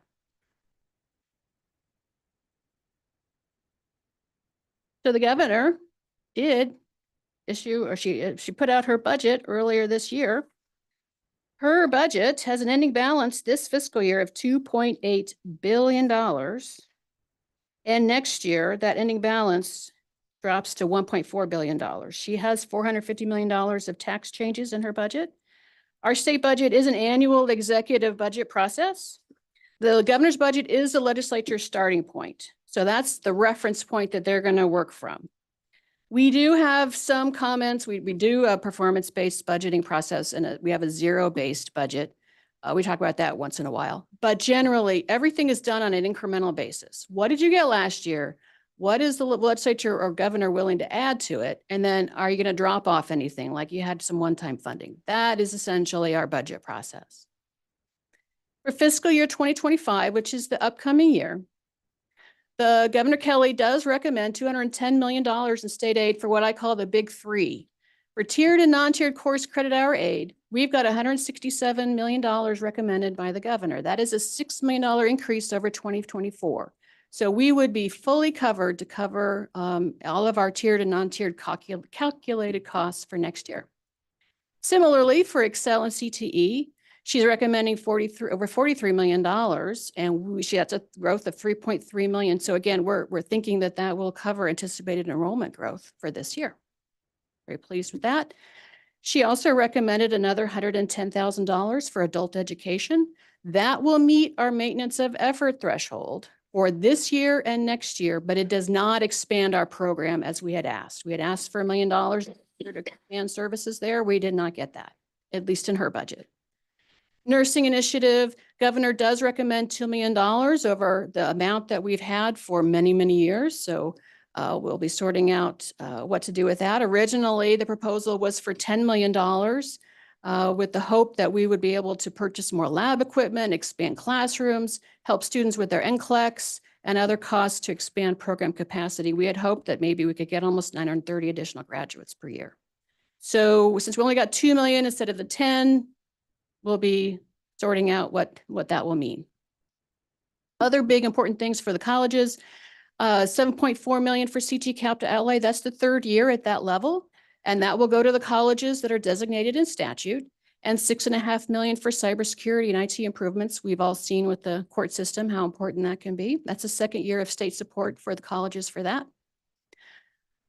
In other agencies, in the Department of Commerce, there's $8 million for the Apprenticeship Business Industry Partnership Program. That is less than we requested. We asked for $14.3 million for a second year of that. She's recommending $8 million, and in Commerce. She placed $500,000 also in Commerce for a micro internship expansion. And she also created she's suggesting a new $500,000 youth career exploration program. So interested to see how that goes. In the Department of Education budget is the usual $1.5 million for high school students to get to college for CTE programs in our SB 155 program. What she did not recommend in the governor's budget, the Tech College operating grant, $10.5 million. She did not recommend $5 million for the community colleges capital outlay that are not designated in statute. We did not get our funding on several of our system-wide requests for concurrent enrollment, for OER expansion, promotion of FAFSA completion, our college navigators, or our Rural Kansas Education Initiative. So Mr. Chairman, I ran through that very quickly. I appreciate that. Thank you. Any comments, questions? I guess Always happy to talk about these things. If you have questions, let me know. we always appreciate what we get and we keep working on those things that we didn't. So, all right. Thank you, Elaine. All right, we're gonna get back on schedule. Yeah. Other matters, and we're gonna start with Mr. Bean.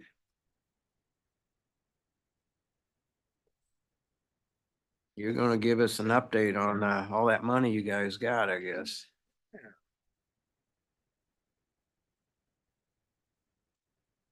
Well, thanks, Ray, and kind of jumping to the other side of the box here. It's truly a pleasure to give an update on all the exciting things that we have going on at the Department of Commerce, and I'd be remiss not to thank Jim and Ryan and the other community and tech college partners for helping us with a lot of these successful things that I'm going to talk about, and I'll mention some things specifically. But a lot of this will be in generality, and I may get to rambling on about specific things, but I think it's important to understand. I'm also saddened that our Skills USA folks left, because it's exciting to hear about them and what they're doing in their small community, and that they're embedded into their small community, and that they came, in a couple cases, came back to Kansas, which is exciting. Finally, before we dig into this, Monday, May 29th, it's still my birthday month, but we are also celebrating Kansas Day on the 29th. So for all of us in the room, please take some time to celebrate that. There'll be a bunch on social media from our agency. Please share and spread the word. You will be one of the first to know that we'll be launching a little song on Monday too, to help celebrate the day. So clicker. I've gone through my welcome, but I wanted a couple things during today's presentation. Just talk about the sheer momentum that we have going on here in Kansas, reflecting back on the framework for growth that was launched in 2019, and then also show the importance of our collaboration with our education partners. And then we'll pause a little bit at the end, and I know Angela and I are between you and lunch, so we'll make that time a very strong pause. But I want to reflect back to 2019, and if many of you remember, this is when Governor Kelly launched the Framework for Growth, our first economic study that was done in umpteen years, really providing us as a state and specifically us as an agency a roadmap for where we wanted to go. Since 2019, we've had a little over 18 billion with a B in private business investment. We've had over 1,000 business successes, and this is recruitment of new businesses to Kansas and also expansion of businesses within the state.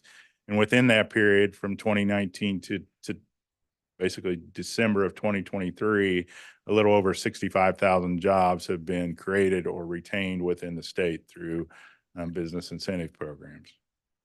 This kind of puts things in perspective since 2019, with not only the Kelly administration, but the launch for the Framework for Growth in 2019, a little bit over $1 billion in capital investment, private business investment in the state. And most recently within 2020, we don't quite have the 2023 data compiled yet, but at the end of 2022, a $7.5 billion investment. Pretty significant increase over that period of time. And this puts it in perspective going back to 2011. Obviously 2019, when we launched the Framework for Growth under the Kelly administration, and the dramatic growth that we've seen over that period of time, which again, we will reflect on the great partnerships that have helped with that. Specific to jobs over the period of time, a little over 12,000 in 2019, steady growth, a little over 13,000 for 2020. This graph shows it over a period of time from 2011. Pretty steady growth. And when you're adding 13, almost 14,000 jobs a year to our state economy, that's exciting stuff. Going back to 2019, these are what we call business successes across the state. These would be expansion projects or new businesses coming to the state.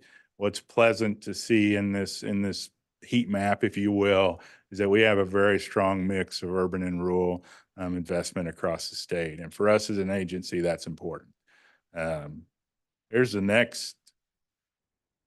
We like to show this, and I show this at my workforce convenings on a national level. And obviously we want to celebrate this because this is all of us working together for these great accolades. We're number one in the U.S. for economic development growth per capita. We're number one in the U.S. for manufacturing in the metro area, specific to Wichita. We're a type 5 state and the best place to live. We're number one in the region for our business climate. Our credit ratings are AA, which is tremendous. We're top 5 in the U.S. For roads and infrastructure. We're top 3 in related manufacturing hub, and we're number 3 in pro-business regulation climate. That is dramatic for us, and that has led to a lot of our success with attracting businesses to Kansas and what we do. I also like to pop this one up. This just goes back and looks at the history over the past 3 years. And truly, since 2021, we started dominating economic development per capita. We are playing in the realms of Texas now. So kudos to all of us in the room and our education partners, economic development partners across the state. Just a great, I'll call it a trophy case, honestly. It's just a great feeling to have. We're often asked what's in the pipeline. We'll continue to celebrate the success, whether that's Panasonic or Marvin Windows or Hirmahal Farms or all the great things that we have going on across the state. But this is what's in the pipeline. A large portion, as you can imagine, relate to advanced manufacturing within the state. But we also couple in, food, manufacturing, logistics and distribution, professional services are in that pipeline. So what this is companies looking to do business or looking to expand in Kansas. We call these the deal pipeline.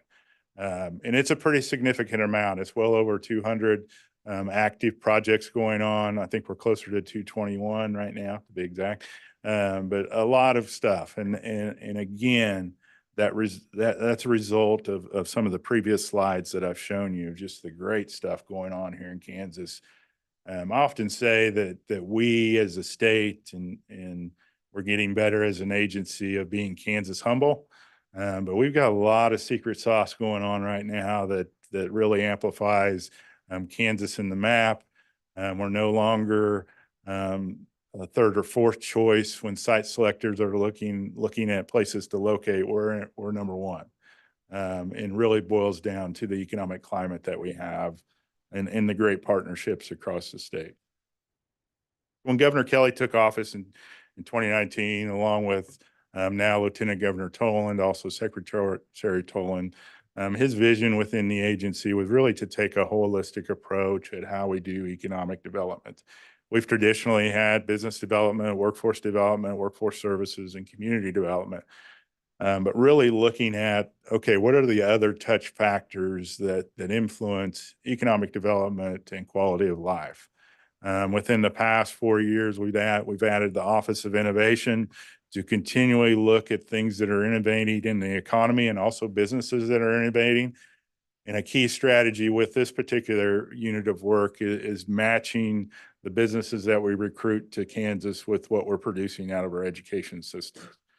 The Office of Minority and Women-Owned Businesses, Kansas Tourism moved from Department of Wildlife and Parks to the Department of Commerce, which really makes sense. Part of economic development is tourism. It's an opportunity for those people that are visiting our state to have a fabulous impression on them.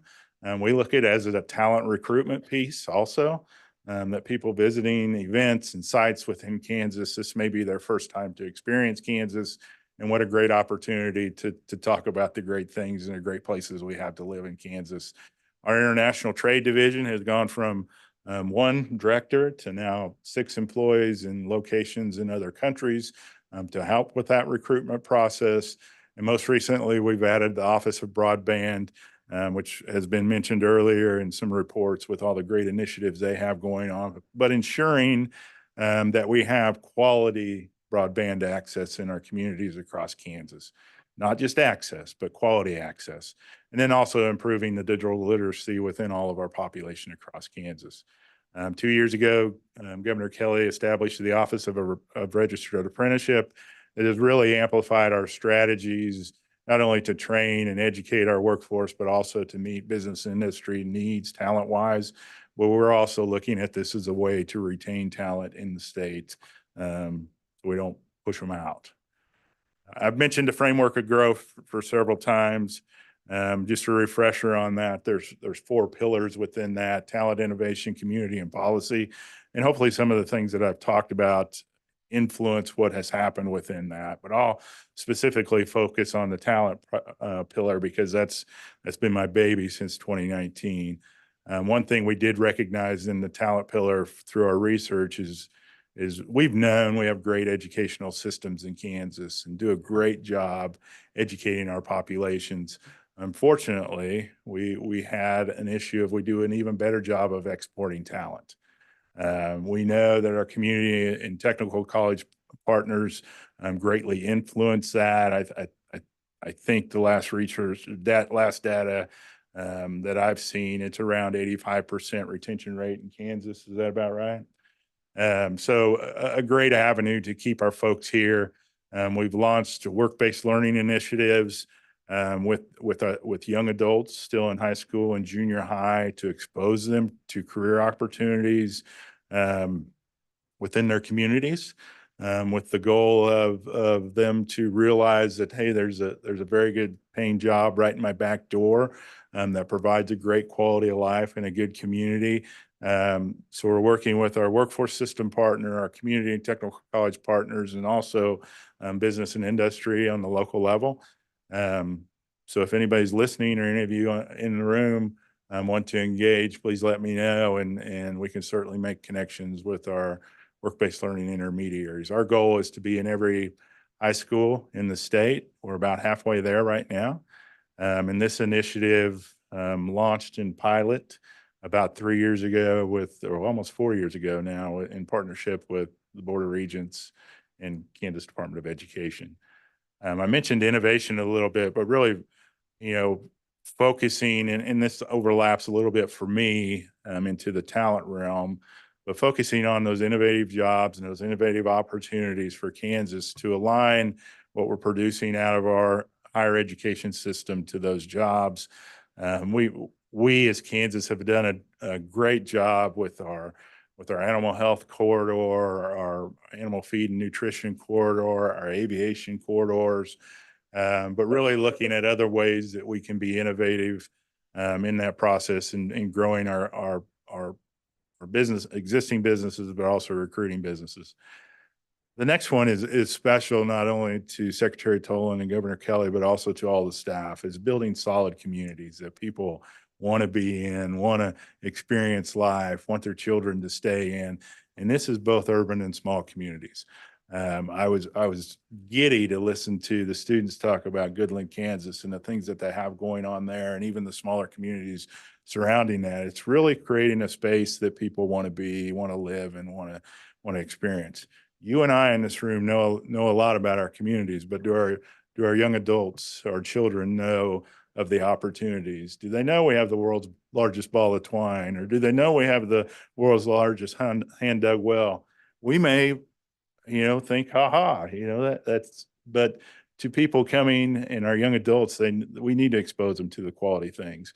Our communities have done a great job renovating their downtowns, their main streets, really providing spaces for people to engage and become involved in their communities.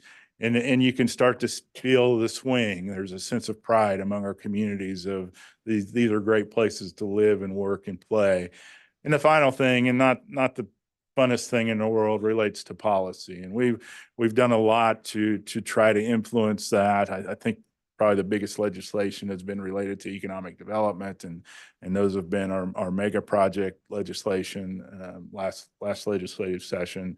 But more importantly, fine tuning some things, and we will be launching knock on some sort of wood, through some of our policy work with the state legislators, a campaign to recruit people back to Kansas. Hope to do that in the spring. So I hope I'm not speaking too soon. But our strategic goal will be targeting Kansans who left for whatever reason. Maybe that's big cities, mountains, or oceans, and have had experiences, but we want them back. And we want them back to quality communities, jobs that are here in Kansas. And this will be a very grassroots effort. It won't be the state.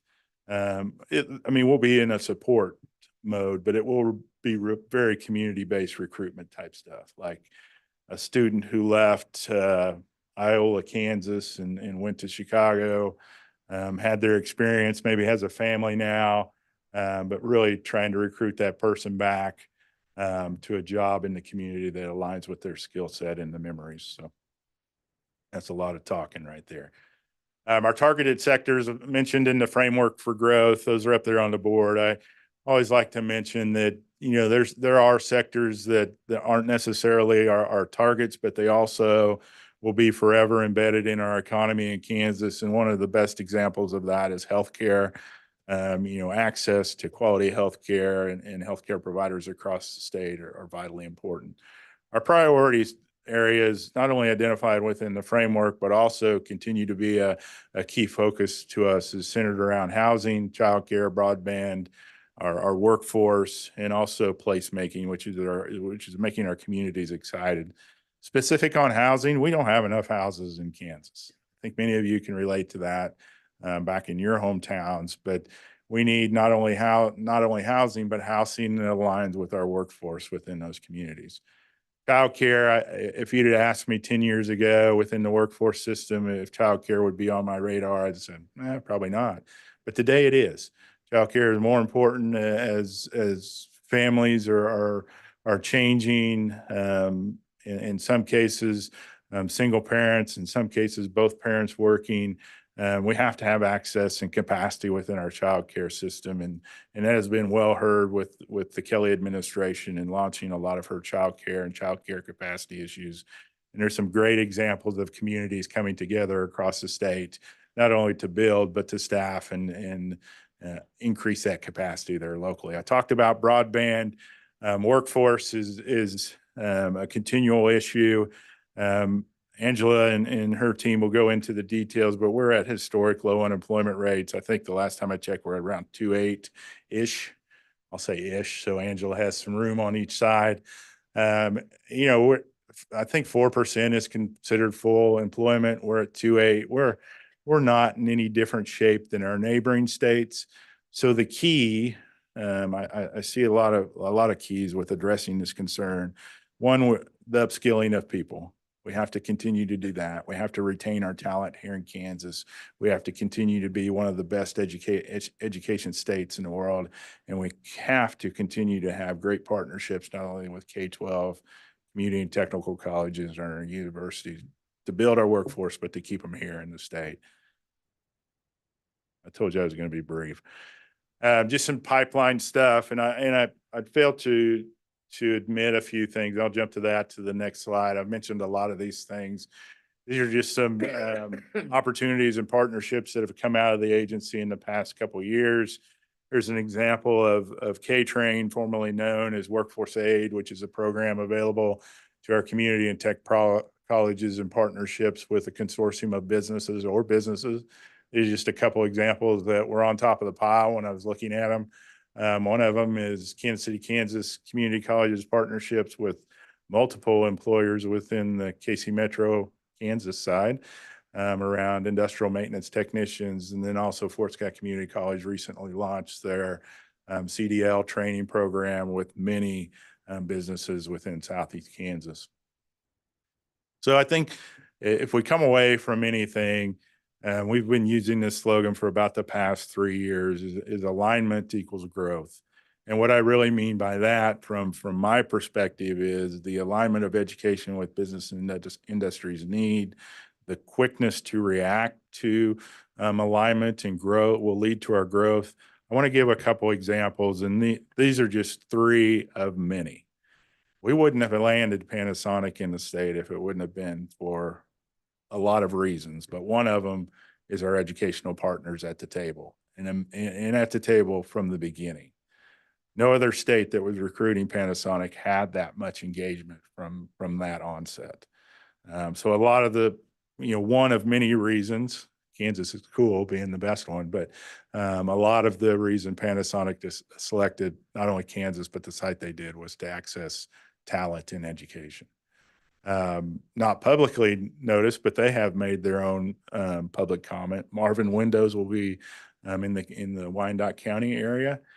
And again, the only reason that they came here is because their relationship with the training providers, the community and tech colleges within that region. And so Hilmar Cheese is another example. These are companies that they know what the incentive programs are. They know what access to utilities and tax credits in that are, but their number one concern is access to workforce. So I know they're not all in the room today and we have representatives of them, but I truly want to thank the community and tech colleges and also universities for being great partners in our economic success. Without that, Kansas is not able to separate ourselves from every other state. And we have states climbing to learn our secret sauce, our secret way of doing things. And part of that ingredients is the great alignment of our education system, but also our education system's willing to adapt and change and meet the need of business and industry. So with that, I'll pause. I always like to show this picture too. That's Panasonic groundbreaking. And then here's some legislative things. One, where this is a light legislative, if there ever is such a thing, a light legislative session for us, we'll be going after some EV and hydrogen legislation to help with incentives centered around EV production, manufacturing, EVs, electronic vehicles, if you're not aware. So a little bit of that, some film and tax credits. Kansas is one of the few states who doesn't offer tax credits related to the film industry. Thus, you see the reason why not a lot of films are made here. Some corrections within our Star Bonds initiative to broaden that focus. And I'll send all this to you. Tourism, we have some technical things that we need to change in legislation, removing wildlife and parks and adding Kansas Department of Commerce. And then our application fees, we're updating that in legislation. We've historically done something similar to it. We're just putting it in legislation. With that, I'll pause. Hey, any questions, comments? My comment is thank you, Mike, for the work you're doing in commerce. And thank you for what you do for the TEA. Very appreciative. So, it's a good message. We just don't tell it enough at times, and we have a good story to tell. Yep. And thank you for sharing in that. Yeah, I think I mentioned Kansas proud. Most of the time we're Kansas humble. Yeah. We don't toot our horn. We need to be Kansas proud and celebrate the successes and celebrate the great people and communities that we have. Exactly. And I'm glad you emphasized the fact that, this partnership and collaboration of universities, community colleges, and technical colleges. It's huge. And like you say, when a business says, maybe Kansas, but what are you going to do for me for workforce? And I think that what Kansas has responded well, but we can't sit back, We need to continue our efforts in that way. So thank you, Mike. Appreciate it very much. All right. We are going to hear from the Department of Labor.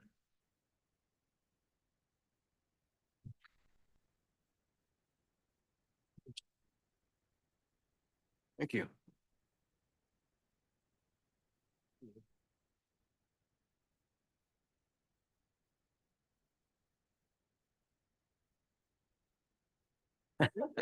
Well, welcome, Angela. We appreciate you taking time and also being willing to, adjust our agenda a bit. So, all right.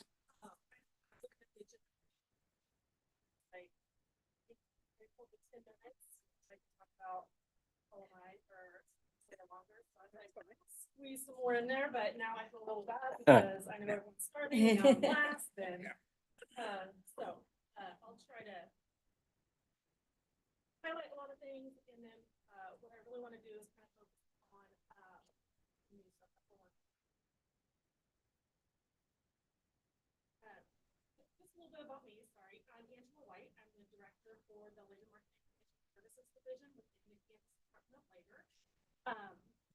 And I grew up in Northwest Kansas in a really small town. So it's, you know, the theme that's going on here. And then I came to Washburn when I graduated. And I started working for the Department of Labor at the end of 1997 as a part-time intern. And so last fall, I celebrated 25 years there, and all in labor market. So started out as a part-time intern, and been the director for the last 5 years, and got my degree. Thank you. Math, I liked math, but it was not my career path. So obviously it was my destiny. So just a little tiny bit about us. We are the statistical branch of the Kansas Department of Labor. We collect, analyze, and report data from Kansas employers. And we do that through 2 federal grants that we get from the U.S. Department of Labor. So there's so from here on out, we refer to ourselves as Labor Market LMIS. So there's an LMIS division in every state, in Puerto Rico and the District of Columbia and so forth. So the data that we share is comparable across all geographies. We work a lot with obviously the federal government, state agencies. We work really closely with Department of Education, KBOR, Commerce, Corrections, just kind of across the board. And we have, there's 16 total in our division, and these are just the units that we have. Which, speaking of, Emily, and I know some of you know her, is one of our labor economists in our division. And then Deputy Secretary Amy Sloman's here with me today since Secretary Schultz is not here.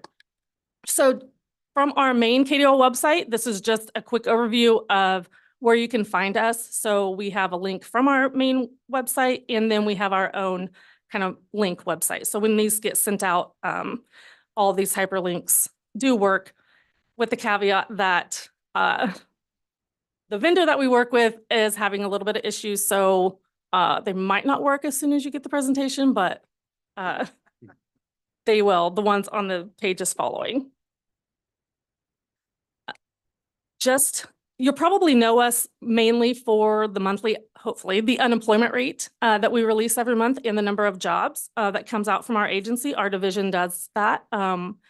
And so we're probably more wide known for that, but this is just an overview of the data sections that we do have that we report and release on. But today, being part of this group, I just want to focus on the occupation side of the data that we have and just different ways that we present it and some of the stuff that maybe we're not as known for, just so that you know you can come and get it or ask us questions for it, and we do have that. So one of the first ones is just job openings. So you can see in December had over 76,000 full-time job openings. We update this monthly. Again, there's a hyperlink on the bottom. And so just an FYI of just one of the things that you can see from us. And it does go into by industry, occupations, and just to give you an overview, and it's by different geographic areas.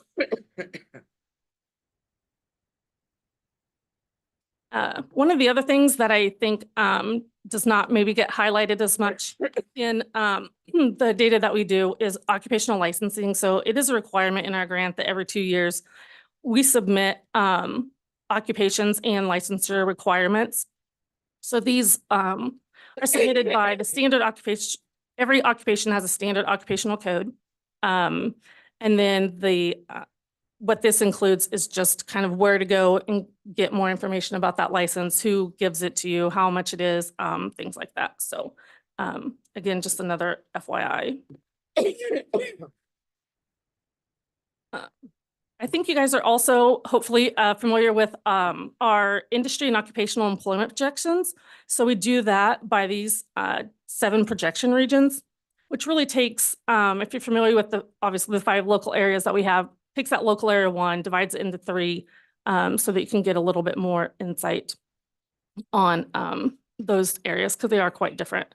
So we do 2-year and 10-year projections, and this is what's currently on our website to 2030 and 2024.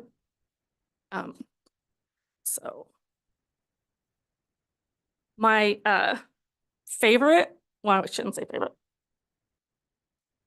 topic to discuss is our Occupational Employment and Wages Statistics Survey. We survey Kansas employers and we ask them, can you tell us what are your occupational titles and how much are you paying that occupation? So we don't ask for names, social security numbers, anything like that. It's a random sample. At most, you're only sampled once every 3 years. And we could do it across industry, across, it's stratified by area, metropolitan area, and then the balance of state is everything else. It's currently voluntary, so we have 3 dedicated staff that our response rate has to be at least 65% employment for statewide, 75% in the areas by employment or units. So they do a lot of calling, a lot of begging to get that data in the door, because this is the data that we will use for all the other items that I'll talk about from here on out. And it's all different size classes. So then you represent other industries of your size when you report. So everything's kind of weighted and done that way. So if you've gotten it and responded, we appreciate you. If you have not, please think about doing it. So make sure. So with that, I also just kind of wanted to preface these next few slides on, so we have all this data and we're looking at it, we're analyzing it, but is it useful to our users and the people that are looking at it on our website? So we've tried to, in the past couple of years, come up with different ways to really help make it usable, friendly, and easy to understand. So hopefully we've done that in the next slides. And if not, I guess let us know. We've moved to using Microsoft Power BI. So all these tables are sortable, all of the columns. So, and then you can look at all your different areas and just kind of analyze that data. So it kind of makes it a little, I guess, pretty easy to use. Then we also have just released, this is an GIS online interactive map. So when you click on your county, so you can see, you can do it by median wage, you can, there's entry level, median, experience. So when you click on your county that you'd like information about, I just chose Ellis County. And the data for that county, for those occupations, are then listed for you.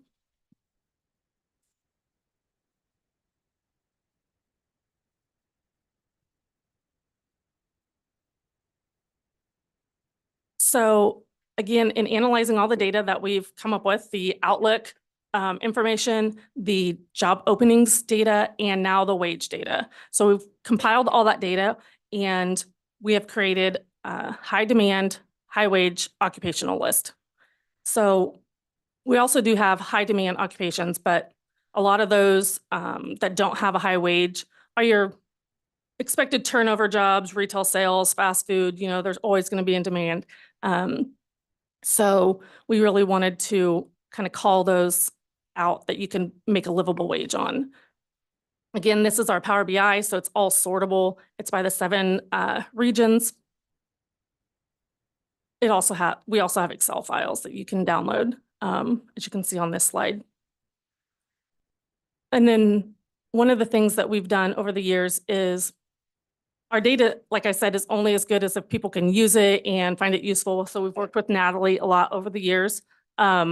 Emily has, and very closely. And so she really wanted, and there was a need for the high demand jobs by career pathway, by career cluster and career pathway. So we have done that in these Excel tables and have combined them so that you can see, I think I picked Northwest Kansas, just being biased, and then just health. And so that you can see these are the high demand occupations in that region. And then we've just noted which ones are high demand, high wage, and what that wage is. And then educational attainment for that. We've also taken this data and made career posters. And so with our career posters, we have selected, again, the career clusters, and we do a now, next, and later. And an example I like to give for this is a couple years ago, we went to a career fair in Kansas City, Kansas, and a lot of the juniors and seniors came up, and one of the first questions we ask is, what would you like to do, or what are your plans after high school? And a lot of them were like, oh, I'm not doing anything. I'm just going to start working. So then one of the things I kind of highlighted is, hey, we have this data by the career clusters that if there is an industry, that area that interests you, maybe start in one of those now occupations. And so as your life progresses and maybe something changes and you decide you do want to go back, like she was talking about the non-traditional way to kind of get an education, is that now you already have that experience in that area and are familiar with what you want, and then to move on would make it a little bit easier. And then again, we're trying to make things a little bit more hopefully kid-friendly, I guess, just because I know I have a 17-year-old daughter who's a junior and does not think about the future or anything. And if I said high demand, high job, she'd look at me like I was crazy and would be like, are we done speaking? So so hopefully through her, if they've looked up from their phones in class, which they're not supposed to have, and they all do, she has seen a periodic table. And so we made it into just using the STEM occupations and put those into this kind of format to hopefully maybe catch their eye a little bit. And so we're just trying to do more fun things like that to try to capture that audience, which is, like someone has said, is harder than you think. So after attending a few of these meetings, I talked to Secretary Schultz, and I came up with an idea that we had a long time ago that I kind of wanted to resurrect. And again, it's displaying the data in a different way. It's the same data that I've just showed you, only producing it in a different way that kind of makes sense to people. And so then that is the publication that Amy just handed out. So what this does is it takes the high wage, high demand occupations requiring less than a bachelor's degree.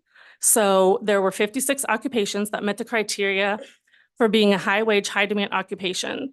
And then that breakout you can see on the slide is how many were for each of those. And then we included the skills needed and the wage made. This is just statewide for right now. So this is the official debut. We wanted to give it to you first. So yay. Later today or tomorrow, I'm not quite sure, maybe tomorrow morning, our agency will be doing a press release on this, and then it'll be on our website. But just super excited to show it to you guys first. I love how it turned out. We have some young kids in our division right now, and they are just really doing a great job as far as formatting things and making them, I say pretty, but eye-catching, easy to read, have you. So the next one, you can see a little bit. Again, those are the educational areas that we used, and then just a sample of one of the pages that you're already seeing. A new section on our website, kind of hoping to maybe replace Career Nav a little bit. If you were familiar with that, we had a grant that we worked with KSDE, Commerce, and KBOR on, and it was sad to see it go, but I don't think it ever got the credit it deserved or the recognition and use. So what we did here is I've always wanted to use, my team makes fun of me, I've always wanted to use Toto. I wanted to rename our website that. And so that has not happened. So what we've done is we just created a subsection on our website and have called it Toto, which are today's occupations, which we have told you, we know job openings, what people are making, and then tomorrow's opportunities, what is going to be in demand, what's the projected employment in different occupations and industries that we expect. So the overall goal for me here that we'll be working on over the year for 2024, one is we're going to be implementing what we might call a reality check. We're working with another state that's already kind of implemented it. And so it kind of goes through on that kid level. So what of these cars, which car would you like to drive? Of this house, which house would you like to live in? When you're living in this house, do you plan on eating out? How many times do you want to eat out? Do you want to go to movies? Do you want to go to concerts? What else do you want to do? You want to pay your light bill? Are you going to have cable? Are you going to have Wi-Fi? And so the answers to that question will then analyze and say, then this is how much you're going to need to make a year. And then kind of brings it back to the list of our website that, again, we're going to hope to implement this year, which is, I'm referring to it right now as a career exploration kind of website that will then take that annual wage that they were just given and then give them a list of occupations that meet that criteria in Kansas, and then goes on to, well, how do I get that job? Who has those programs? Where do I go?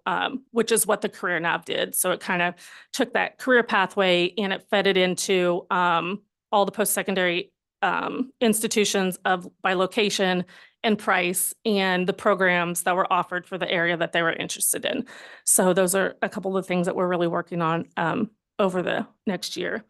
And Mike, you don't know this, but I was going to give you a to-do list. Will you, there's two things that are sitting there. Would you hand those out or pass those on? So yeah, both of those. So one is, since everyone's using the QR codes now, I had the girl that's been publishing all these things create one of those yesterday because she's young and does that really fast. So it's a direct link to our KDOL, the Department of Labor website, our Kansas Department of Labor and Information Services website. And then this, we now have Constant Contact software. So you sign up and we've been sending out a monthly news release that just kind of covers, it's really a variety of things. Last month was our affirmative action annual report, our disability annual report. February, we'll have a link to a cute little Valentine's theme of how many flower shops are in Kansas, what do florists make, kind of that kind of thing, and incorporating that along with, yeah. So we also have, speaking of AI, so we used AI to generate, we're gonna hopefully hit some career fairs. And well, now that I know Mike has money coming for exploring careers, I mean, just seems like that's a good match. So we'll be going to career fairs and hopefully high schools. And we have a little Toto that we made using AI with a vendor, and it's a little squishy stress ball. And I love him, and my people are getting tired of me talking about him. So I didn't bring a picture of him, but he's adorable. He's on his way being shipped in the next month or so. And then the bottom has like just our contact information. So, and then also feel free to call us, email us if you have a data request or a suggestion on anything that you might need. Our team, I know no one believes us, but they love getting questions and they love answering data. It's easier for us since you saw that very first slide that had all the data that we kind of cover, all Kansas specific. If you ask us the question that you're trying to answer. So if you kind of tell us what you're looking for and kind of the goal that you're trying to achieve, then that kind of helps us broaden that a little bit to help you answer that. So I think that was it. I think the other section on Toto I was going to do is just the K through 12 and just kind of exposing them more to career, what careers are available, just that I wasn't aware of. Growing up in Northwest Kansas, there's 6 of us, and my youngest sister got a 2-year degree in respiratory therapy that I didn't know was a thing. And, you know, she ends up making more than me right after she graduates. So just to expand the doctor, lawyer, nurse, typical occupations and just kind of make them more aware of different occupations that we have in Kansas. So I think that's it. I know I rambled and I went really fast, so. And I did not talk about the unemployment rate because that was not what I wanted to focus on. That is on our website, or you can ask Emily. Well, thank you, Angela. Appreciate it. Yeah. Good information. Great. Thank you. Yeah, very good. Thank you. Any questions, comments? I have to make a comment. I want to thank the Department of Labor. Anytime we ask them to do anything, we're reviewing 7 of our 16 clusters. And Emily comes over every time with the presentation for our business and industry, post-secondary, secondary participants. And we also share it with our teachers and families. And this is absolutely wonderful. Thank you. All right, thank you. Thank you. Okay. Thank you to each of you for a very robust discussion today. And I think it's helped, hopefully, help point staff in the right direction as they reflect on the comments from our TEA members. And I hope it's also been beneficial to our institutions that you get a better understanding of kind of, you know, when we look at these things, you know, how we ask questions, why we ask questions. We're all working towards the same thing. And a lot of it has to do with just even what the last 2 presentations is, to provide an education and a skill, hopefully to these young people, that will not only help them in their career, but keep them in Kansas too. And it's interesting how many of the communities are working not just to keep them in Kansas, but to keep them close to home in the community. And there's a lot of value to that. So, but appreciate the effort today. I think we had a good discussion. There's, you know, I'm glad I don't have to do all that work, but, you know, I think it is something that we'll all benefit from. So quick reminder, our next meeting, it will be a Zoom meeting conference call on February 29th at 10 o'clock. And if there's no other business, welcome again, Todd. Good to have you here. We are adjourned. Thank you. There is lunch. It's getting close to dinner. I'm